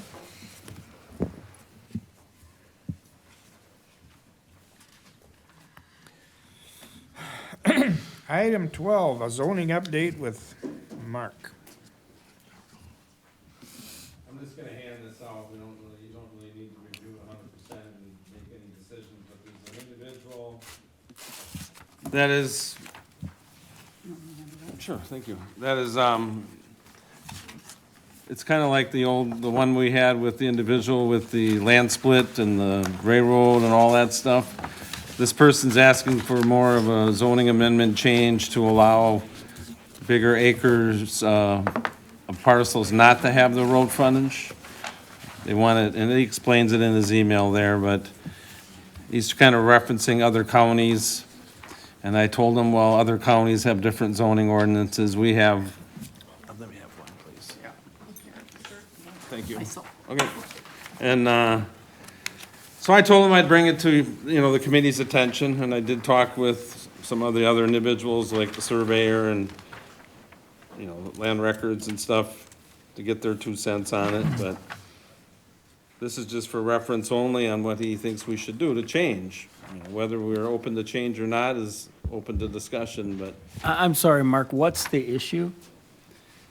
he's got land that is landlocked, and the only way he can sell it, he bought it landlocked, and if he wants to split it, he's gotta have 100 foot of frontage for each piece.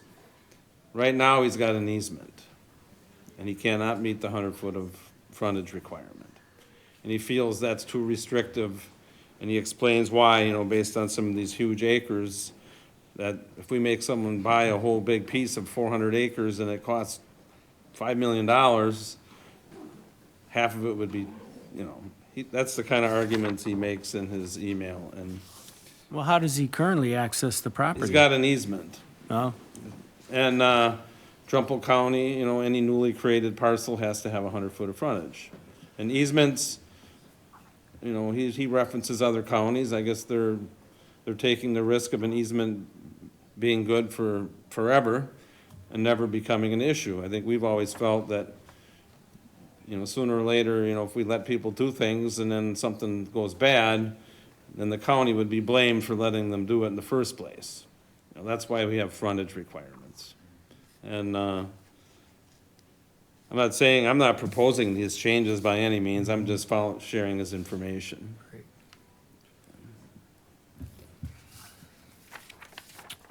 Basically, he wants to eliminate our 100-foot requirement. For, his argument would be for larger parcels, you know, like some of the front, like say someone builds a house and they're sectioning off 4 acres. You know, something like that definitely should have frontage, because you gotta get it, he's talking about bigger parcels of land, like hunting land is kind of what he has. And he makes a reference to 20 or 40 acres is what he mentions. And, you know, he has properties in other counties that it was allowed to do that. It's just not allowed in this county as the way the ordinance is written. I just told him I would pass the information along, because he might, based on, if we're open to discussion of changing things, he might apply for a variance. And I did up front with him that, you know, a variance may not go through because the possibility of you just selling your property as a whole and do it. what's the downside of doing what he's asking? Well, for one thing, everybody that's been doing it right so far has been required to do it right, you know, and then the downside would be, I mean, I don't look at easements that often because we just don't acknowledge them to a point, but, you know, I always think you gotta have a pretty ironclad easement that access is always going to be there, no matter if you switch property owners 3-4 times over.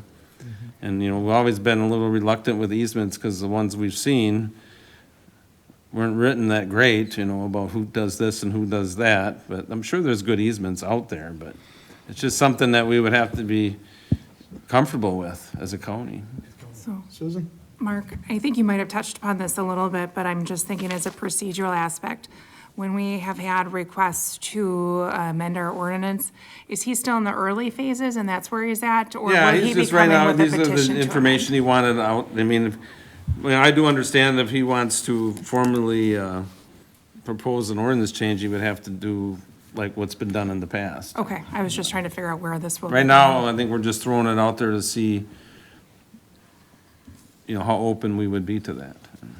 And I think too, wasn't part of the reason for that 100-foot was to like try to eliminate some of these crazy lot splits and configurations that were, I think the whole, you know, the whole point of it is just so someone has frontage to a road with their property and they're not on an island, because there's some people that are on an island and the owners have changed hands over so many years and they won't, nobody lets them get to their property. You know, unless they have a helicopter, they're never gonna get to their property. Right.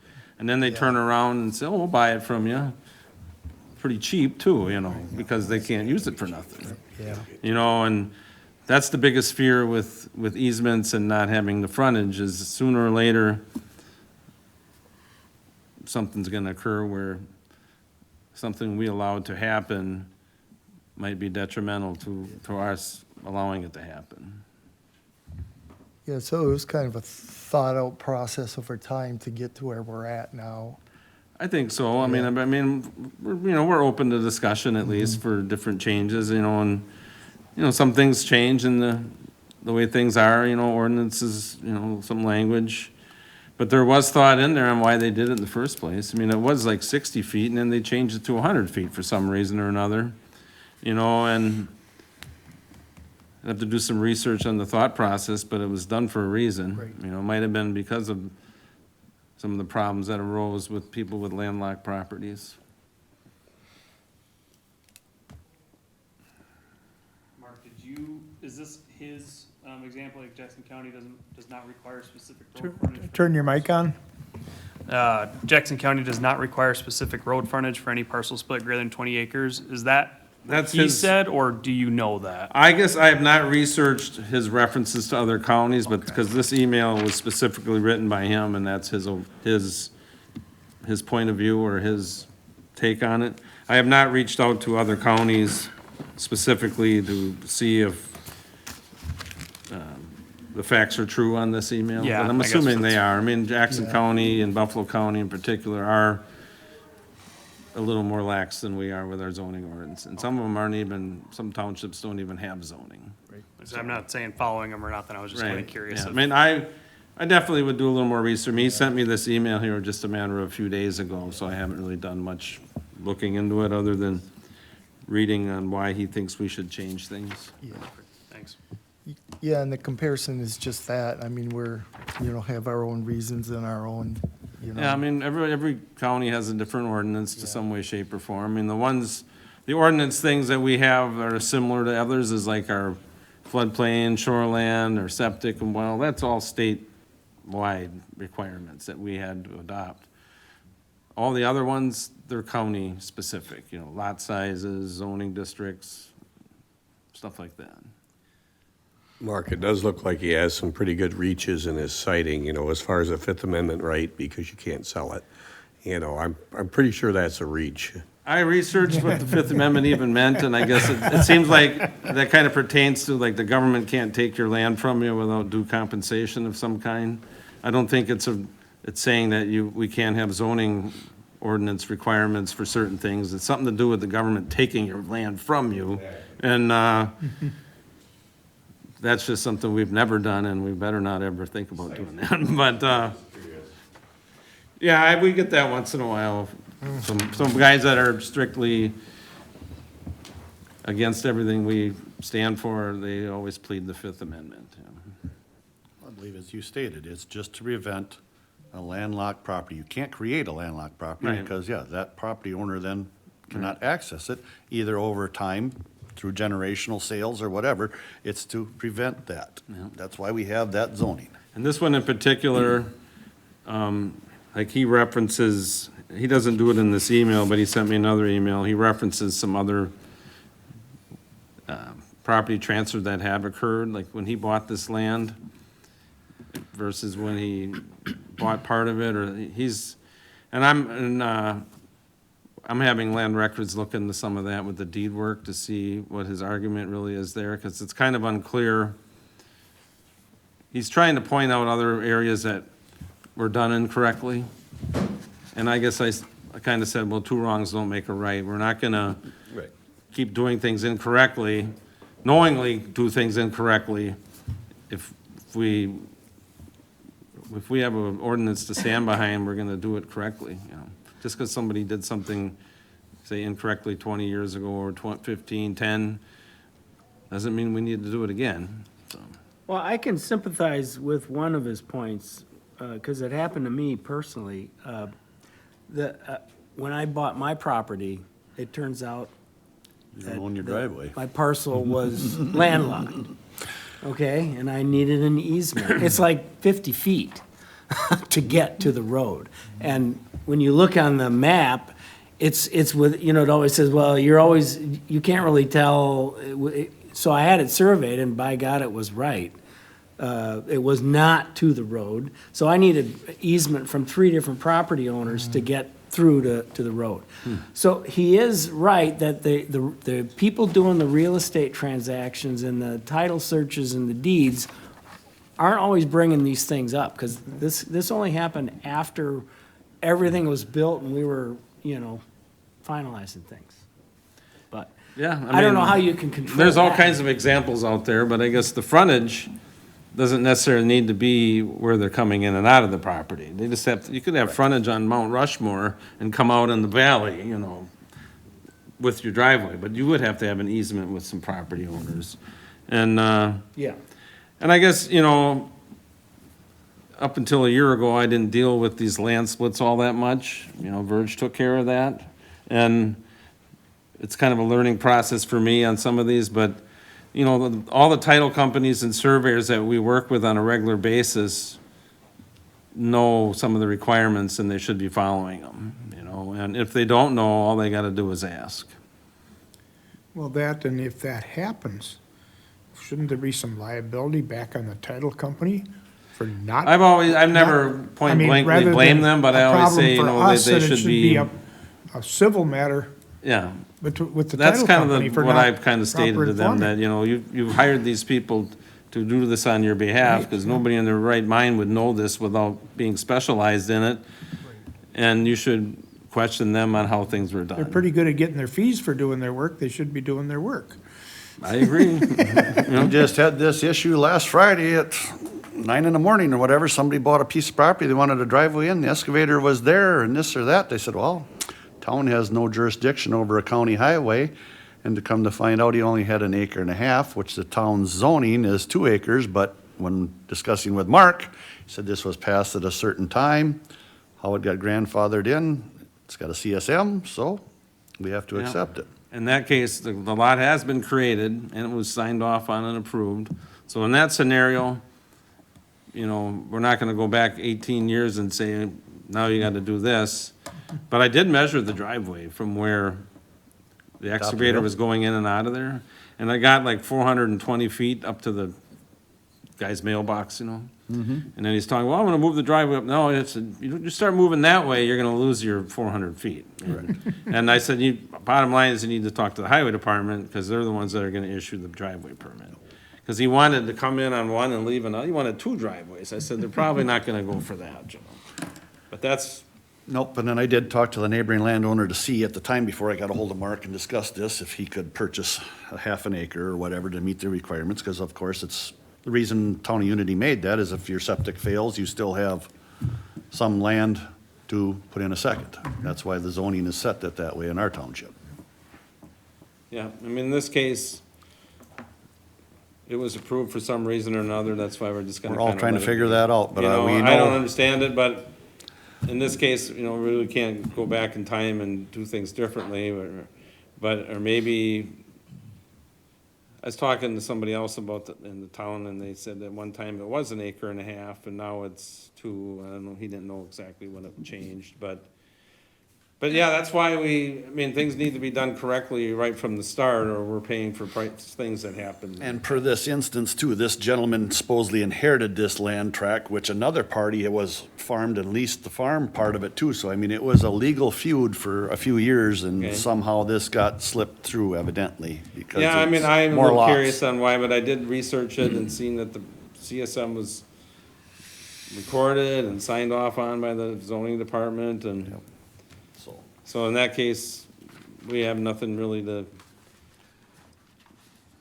in my mind anyways, we have to accept the fact that it was created. And those are the kind of things that would come up with easements down the road, like say someone signs an easement, and if it's not written in a manner that forever and ever and a day that it's good for, sooner or later, somebody will be fighting over it. Well, Susan, there's 2 types of easements, either perpetual and what's the other one? There's another one, I mean, there's 2 types. One is, doesn't follow. And it's been, the law has changed too, because you have to record them every 40 years now as well. Every 40? Every 40 years. Okay. So this becomes a complicated issue. Yeah, I think so too. I mean, I'm just passing along and instead of totally snubbing them, I said, okay, I'll talk to the committee, and we'll go over, and I'll hand out your concerns, and we'll go from there. That's kind of all this is for. You know.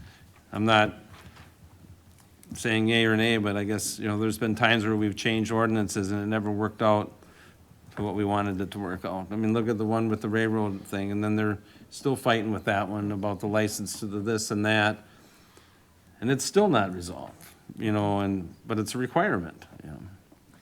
And they always look for another angle to try to get away from another requirement. What is So, I the mean, committee's wish on this? Do we want to just put it on ignore until we hear something more I say we In leave depth? the ordinance as is. Because then you gotta have to have public hearings and changes and time and. And it looks like he's gonna have to bring up something more specific as far as We'll have for to an make a ordinance formal change. request to Right. change He's the basically ordinance. warning us that he doesn't think it's right.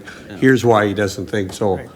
And that's fine, but we don't have to put it as an agenda item even yet. I mean, if he wants it to be formal, he'll have to submit a formal request to amend the ordinance. And we'll wait at that time, act And on that's the up to him procedure. to come up with. Susan? That's exactly what I was going to Okay. say, is that there is a formal process that has to be followed, and until we get it, I think we would wait. At least that would be my recommendation.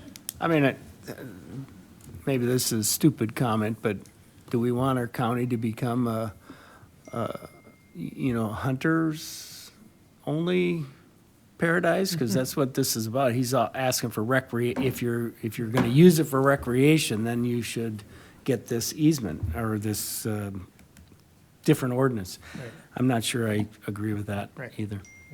Well, that, and you got a lot of absentee landowners, and that's what they do, is they put it in forestry programs, everything else. We don't get tax benefits That's a like better way of saying it, absentee. everything else, so, Yeah. I mean, Yeah. that's, Yeah. it doesn't, no, Yeah. I say we stick with our ordinance.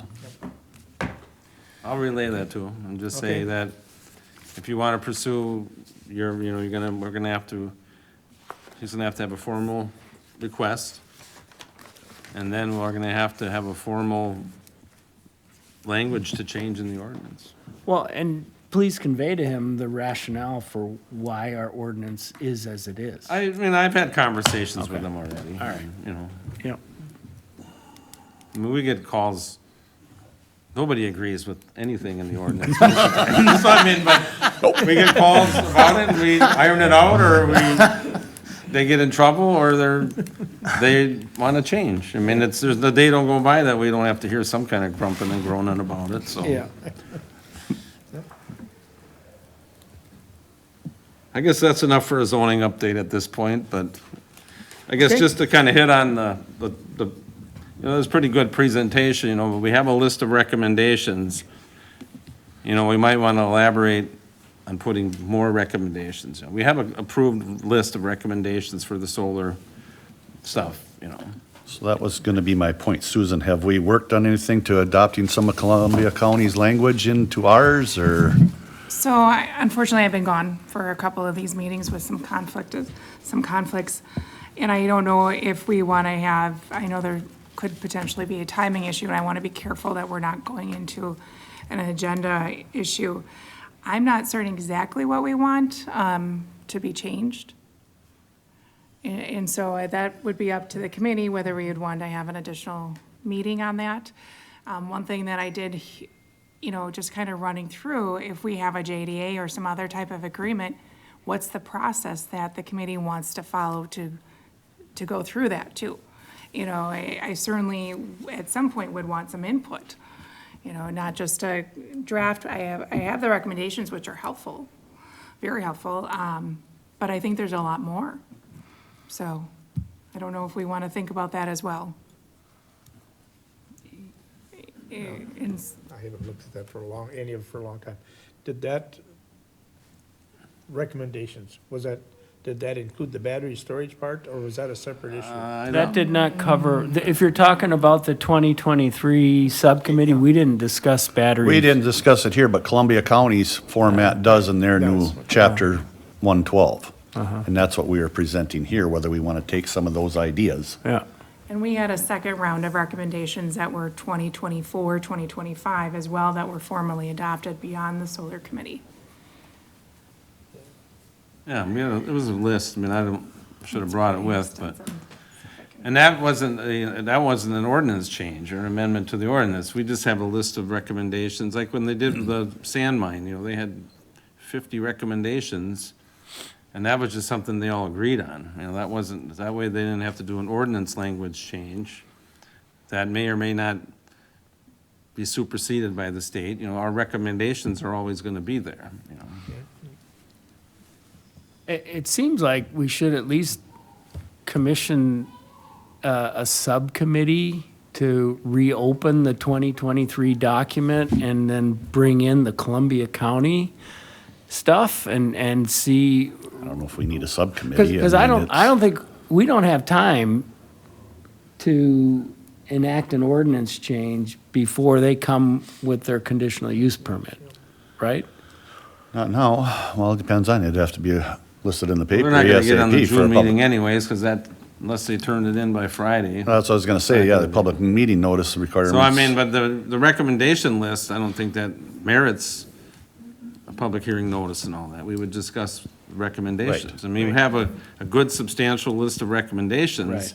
that we approve, and that, you know, we can have that. And that correct could me be if I'm- amended. That can be done in the June meeting, you know, amend Absolutely. our So if there are recommendation additional list. things And that there- recommendation list could be everything that Would that is be a entailed in that Columbia County thing. Would that be a resolution then to bring forward with the recommendations? I don't think it Or not. was. I know there was a vote, I'm trying to think. I think we just had a list of recommendations that they voted on, and Okay. that's what was accepted, but I'd have to look back on it. That way, we have something right away, and, you know, the state, if they change the rules on our But- ability to permit some of these things, Right. I think you we ought know, to a list look of at, recommendations will always be there and mean something. I think it would make sense to review that list and make sure that we don't want to add to it. I think there should be some things added to it, like the battery stuff. And It's I'd just like a to- good neighbor agreement. It's, we Right. understand we can't really limit things per statutes, but yet it's trying to be responsible for our county then, citizens and our land. Yeah, how do we get the best deal, given that this project may happen for our constituents? And the constituents that don't participate in it. Correct. So I'm just thinking ahead if I may. Please, go. We have, you know, the recommendations, I believe, from 2023. We have the recommendations that I'm looking at, which were roughly 2024. Could staff send those out to all members of this committee, and then we put it on as an agenda item, and then I would ask that committee members come with additional recommendations? Sure. You know, I think our county has done a really good job with working with the recommendations so that we can negotiate those, even when there are limits otherwise. So I would just ask that that be an agenda item. I think that's. Can you just put them in our, whatever this, the folder for this committee meeting? When I get emails, they, IT. My limitations with, I'll figure something out. Don't look at me to create JPEGs and HPEG, all that crap. It's just, I'll figure something out, that's all.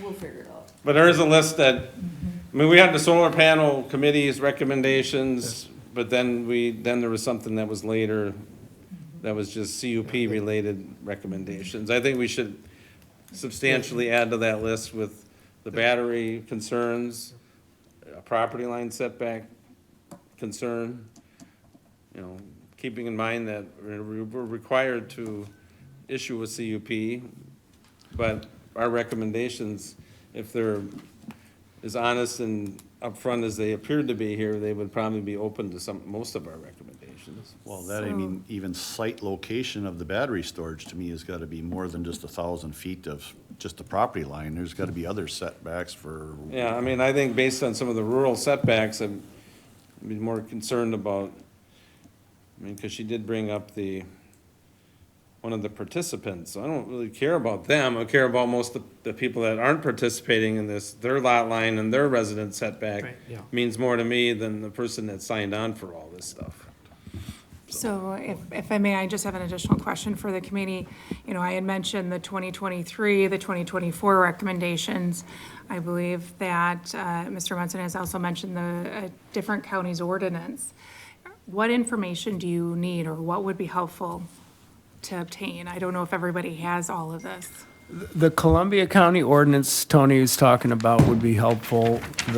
And then the two things that Mark mentioned, which is the 2023 list of recommendations, and then any enhancements or changes for a CUP that you mentioned, which I don't recall that. And I would just keep in mind that different counties have different things, different processes, and so when you're reading a different county's ordinance, they might have balanced the same considerations that Trempealeau County has balanced in the process, and they might have just taken a little bit of different route. So just keep that in mind, that just because one is more formal doesn't mean that we can't get to the same end, or shouldn't. So that to be an agenda item for next month. And I think, And I if, mean, my opinion, this is just my opinion, rather than having an ordinance change, a substantial list of recommendations, I think would accomplish the same right, yeah. Right. thing. If, as long as it can be attached correctly and legally or whatever, I Yeah, guess. right. Yeah, and just one more thing, the process for how to negotiate the JDA, I would ask that there's consideration for that as well. Yeah, I mean, I Well, didn't even that touch to that. me is that's where that list comes in handy, because then you go down and you tick off each one as you're negotiating. But the process, how we're gonna do that we should talk about that. So, and just the one concern I have, and to make sure that it is a transparent process while still balancing the need that it's a contractual negotiation, which sometimes is closed. A question I have from the get-go is who's going to be in the room? Who's going to be part of that process? I would assume I would be, I would assume that Mark would be. Who else wants to be involved, or who else needs to be involved? So those are the considerations that I'm looking at. So. I would say needs to be is more important than wants to be. Well, that too, but I mean, say the company goes broke or bankrupt or whatever, who takes over that? What happens to the property? You know, there's one down in Portage County that's bankrupt right now. Look at all the sand mines. Correct. They all come in with big- 10 times over, and you don't even Yeah. know who owns what anymore. No, City of Independence's. Golf courses are gonna be golf courses. Yeah, that. Yeah, I'll they ain't believe gonna be that when I thriving see it. either, probably. But I mean, that's, Be a long hole in one, won't it? That's when you got some batteries to go around. maybe if you ricochet off them just perfectly, you get a hole in one from 700 yards away. You know, I was like, yeah, Mark, I wouldn't mind that at all. Yeah, that might help me, but. But I mean, that's just it, you know, they make these proposals of funding to the communities or whatever, you make your budget plans for that, that gets absent or whatever, I don't know. This isn't like a sand mine. The arrays will continue to produce regardless of who owns it. But the maintenance is what I'm concerned about. Correct. Because of the fact that when you go through and it's all been tested and it's all been certified, but now once it's abandoned, it's the same as anything else that's abandoned, it deteriorates. Yeah, but with a new owner, that they would pick up the commitments from the existing agreements. That's the way we'd have to structure it. Change, what is that, change of, We'd have to look at that. transfer of authority or whatever it is. But what if there's not a new owner? That's the They go challenge I've bankrupt, got. the tornado comes through, rips up half of them, their insurance company doesn't cover it anymore. I mean, 40 years is a long time. They declare bankruptcy and all of a sudden they just say it's not us anymore. If a golf course goes bankrupt, it's fine, anybody can level it. Can't quite do that with It's a fair point. Yeah. But there's risk in anything you do. There Correct, is. and that's what we have to protect for. Yes, for the constituents. Okay, All right. I guess we've kicked this can down the road for a while. No, we really didn't. We got it set up to go at it again next month. Second half? Second half. Okay, item 13 with the conservation update. Rick? All right, morning, everybody. Held our tree and shrub pickup last week. Went pretty well. A few little snafus, mainly with getting the product from the vendors. But I believe we are pretty much done. I just got a text from Morgan. She was finalizing a few pickups from people that were buying some extra trees and shrubs that we had left over. But overall, tree sales, we had 13,150 trees sold this year, which is a little bit up from last year. Orders were up again by about 30, up to about 165 orders. Our total sales was 22,685. That includes, total sales, so we got to take off what we got to pay to the nurseries. So we haven't got all those invoices in yet, but as of right now, it looks like we are probably going to exceed last year's number of $2,100 in sales or in profit. That money does go to our youth education fund, which, helps pay for our speaking contest, poster contest, land judging, and then anything else that we do for youth education, whether it's working with UW Extension or whatever. So,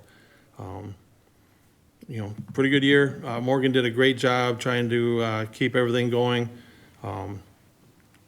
Even though we had issues with, some deliveries and that kind of stuff, so.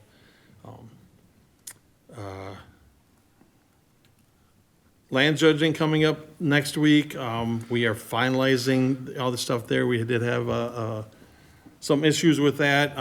Arcadia Schools is heading that up this year. They struggled trying to find a landowner that would allow us to dig holes in their fields.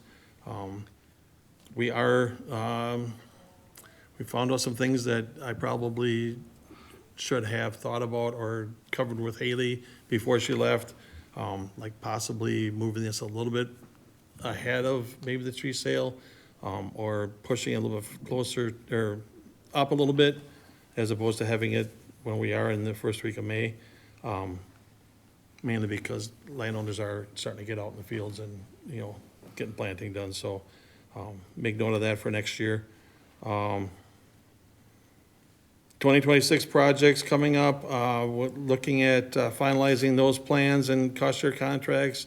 I will bring a list of the practices to next month's meeting for your approval on those.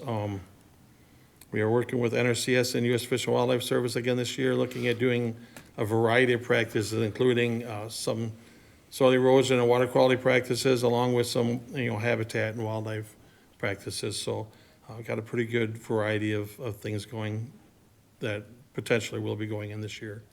Along with that, we are receiving a bunch of calls and emails from landowners around the county after the spring's rains and snow melt. So already I got 13 on the list for potential 2027 projects. So we'll see how that goes. We haven't been on site on most of those yet to look at them, but been trying to What are line the those up. requests for, Rick? Waterways, dams, stream banks, you name it, there's a lot of them. Okay. Some of them are, multiple dams on a project or on a site. I know we went out late last fall and looked at one where his driveway keeps washing out after these heavy storms. Obviously, we're not gonna cost share the driveway portion of it, but we looked at the watershed above it, and there's multiple places where we put some dams in to probably slow down that water before it comes down through. So, but yeah, it's starting to pick up. Working on the land and water resource management plan update that's due by the end of the year. Did have our first Citizen Advisory Committee meeting back on the 16th of April. I think it went pretty well. I'm learning the process, and, I think we got some pretty good discussions going. We'll be meeting again in June to hopefully finalize a lot of the suggestions from the committee as to what they want added into our land and water plan. For those of you that are new, the land and water plan is what we have to get any cost share from the state, DATCAP and DNR. And it's our plan to guide our department as to what we're gonna look at for projects and things that we wanna try to do to help in the county, so. Rick, do you want more representation to that advisory panel than just, I'm the only one, I think, right now, from this committee? I don't think so. I think it's kind of an advisory thing, and if we get too many, then we gotta worry about quorum. So I think one member, and that's kind of what I reached out to you to, and I just wanna try to get a good variety of participants from all aspects of the conservation world on this committee. So I think we're set there. been in contact with Galesville and Davy Engineering on some water quality trading projects.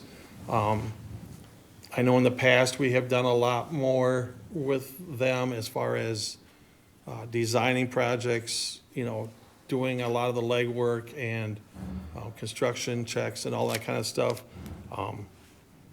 Trying to get them to maybe, at least for a year or so, back away from the requirements or what they want from us, just because of the manpower and the expertise and stuff that we have. We're a little bit limited, so we do have contracts for a couple of projects that we have to fulfill, but look into any of the new ones to kind of not help them out, but not be responsible for doing the vast majority of the project, so. And then looking at, with summer season coming, trying to get out and doing some inspections for animal waste storage and livestock facility permits, farmland preservation, O&M checks, that kind of stuff, so, that might be, that's because of the, Morgan and I are the only ones there right now. That might not be as high a priority, but we will try to do some at least this year. And then just one quick, reminder that cover crop applications are due by the 15th of July, so I'll be getting that information out to the public, within the next few weeks, so. That's all I got.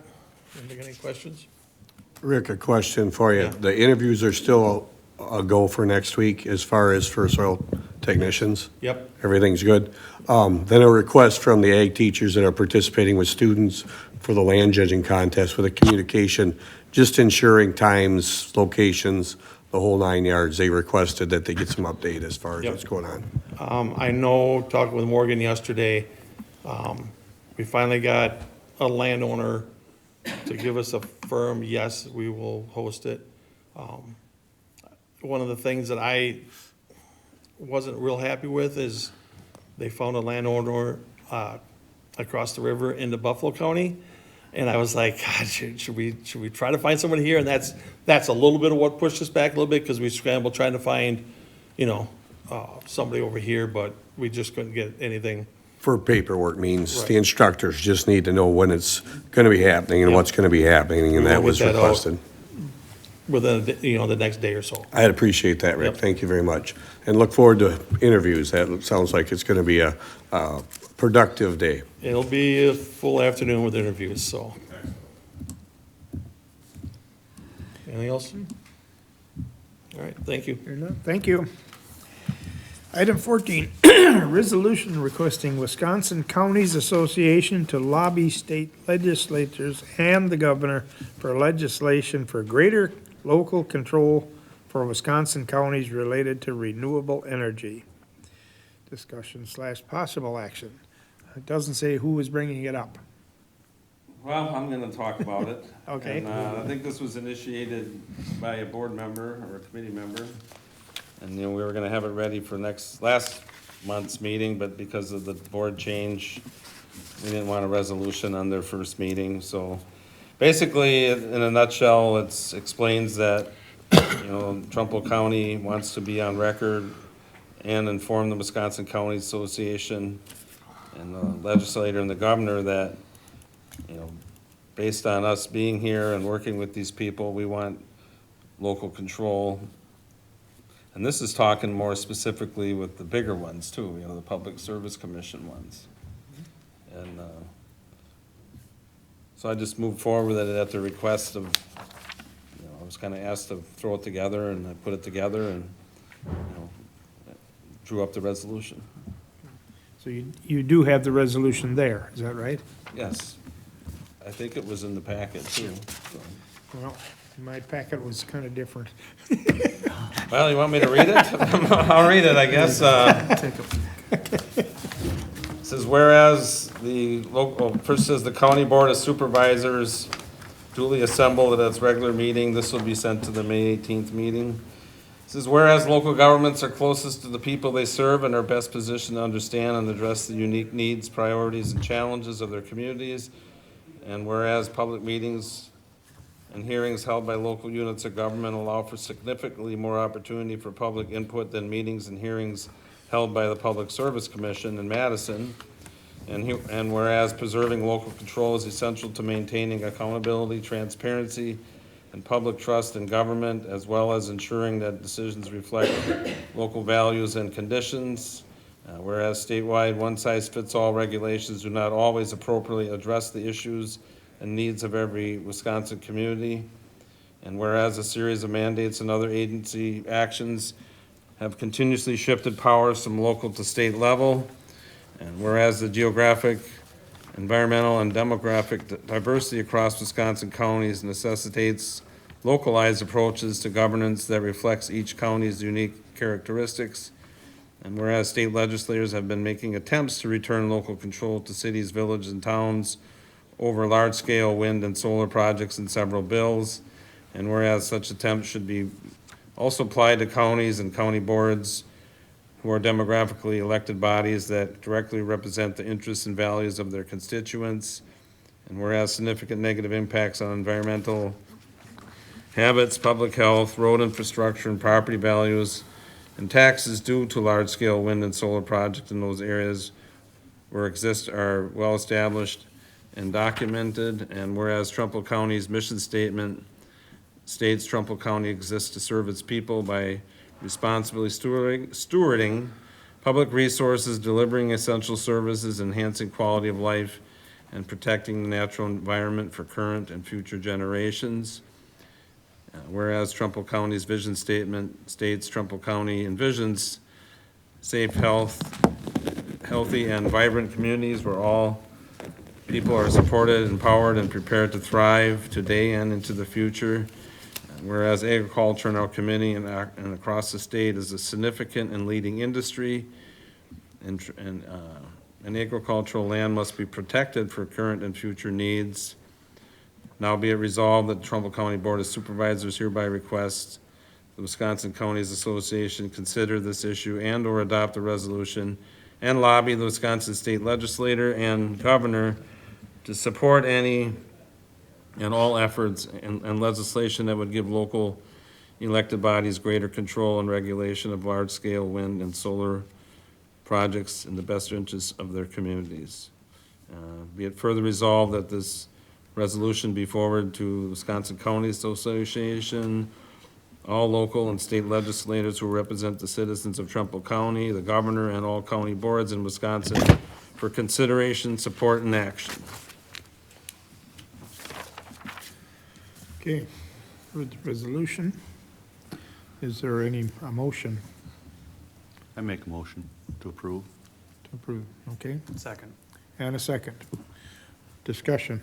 John? I will be voting against this resolution. I think it opens Pandora's box and allows, or will enable counties and townships across the state to essentially, by ordinance, stop or block projects. And that's not what we should be doing in an environment where we need more renewable energy for the future, and we need increasing electrical production regardless of where it comes from. Natural gas, solar, wind, geothermal, hydro, I don't care. If we had ordinances, if we had, the state didn't have this law, you'd have every county in the, having a patchwork quilt of different regulations, and everybody that's trying to do projects like this would have to navigate that each time they want to do a project, and I think that's inefficient.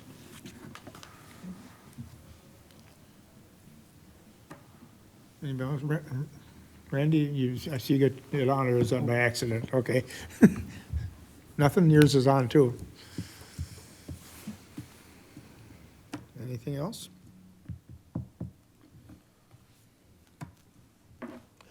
Hearing nothing from anybody else, I guess I'll call for a vote. All in favor of this resolution, say aye. Aye.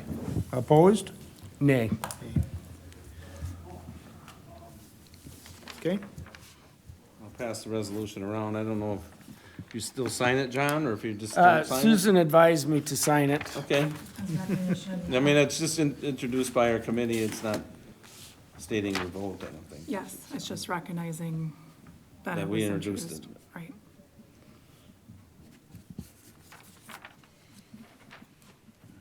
I believe it is recorded in the minutes that you're specifically a no, so it's recorded.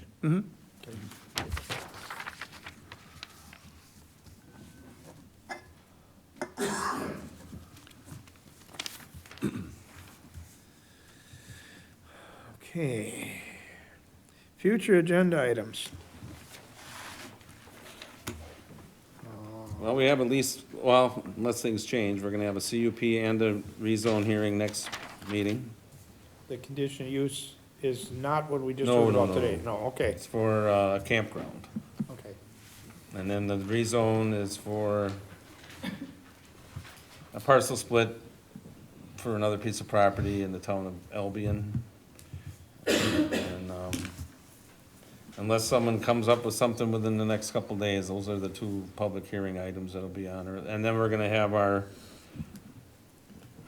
recommendation list upgrade or update. Yep. I don't think there's anything else that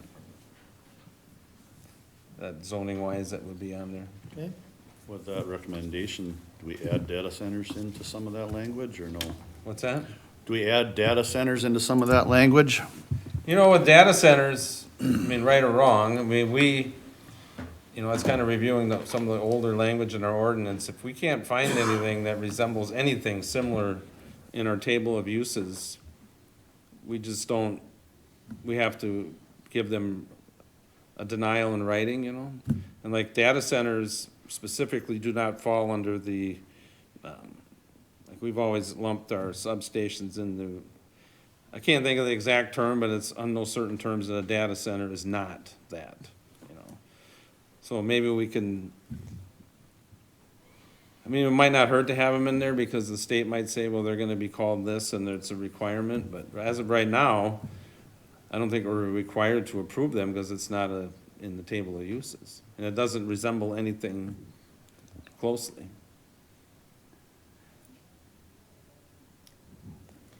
If I may, just to address that question, would the committee wish to develop recommendations related to that? Just kind of like what we've done with solar, so that should something come forward?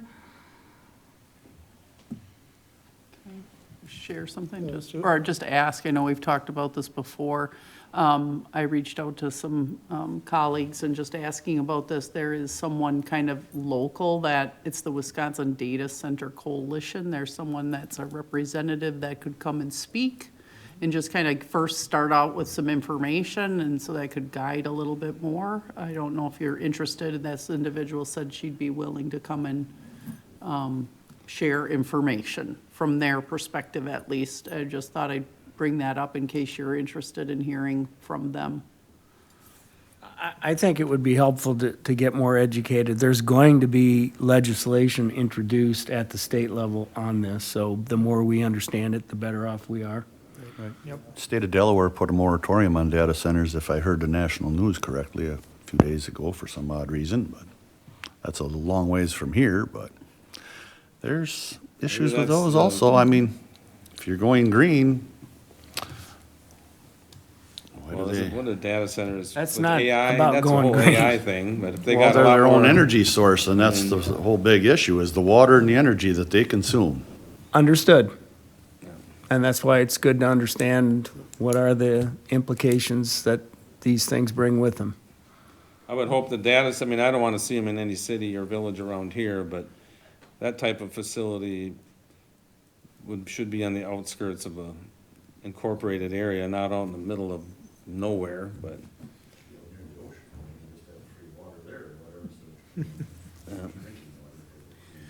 One of the new advocates would just put it into space, that way, there you go. Okay, yeah. There you go. Well, they're trying to send people to live out there too, but The cooling is taking effect when you're sitting and taking. yeah, I mean, that's a whole nother animal, and I guess it's never gonna end, I guess, with different things, but. Not in my backyard means not in our. Orbit. Data centers, my understanding was because of AI-related issues, not generating power type thing. They just use it. And they use up Use a excessive lot of amounts. it. That's why they're thinking about putting it in space with a nuclear reactor. That'd be the perfect place for it, I guess, unless you're gonna travel there someday. So- But So we're gonna take Becky up on her Well, that's- offer, or? That's where I was, I I think it would think be a if good you can, idea. if It you certainly can, wouldn't hurt. have somebody here for the June meeting, I think that would be a More good thing. information, the better. Yep. probably be a Will be biased is the question. pro presentation, but I guess, you Yeah. know, we can hear it, you know. Does the person have knowledge of, like, the bills that have already been considered at the state level, or? I believe that, I will say she stated that she lives across the river in southeast Minnesota, so I'm not sure how connected she is to Wisconsin. Yeah. But she has worked in Wisconsin on some of these things, so I have to think she's pretty in tune to that as well. Okay. Any other agenda items? Yeah, we probably will have 2 CUPs, one for a livestock facility permit and one for a, I think it's acre plus mine. So those will be on the agenda for next month. A what, Mike? I think it's an acre larger than, or above an acre, larger than Above an acre. Up to 1 acre is, yeah, and then Yeah. above an acre, yeah. So, Private or, yeah, I believe they'd be private. It'll be construction ag, or not construction ag, construction material, rock, gravel, that kind of stuff. okay, with that, the next meeting date, Wednesday, June 3. Oh, that's one other thing that has usually been asked at the first meeting of a new committee. Is the 8:30 and the acceptable time to have this meeting, or does it create too much conflict for any new people that we should consider a change in time? Hearing nothing. 8:30. And with that, I will adjourn this meeting at 10:52.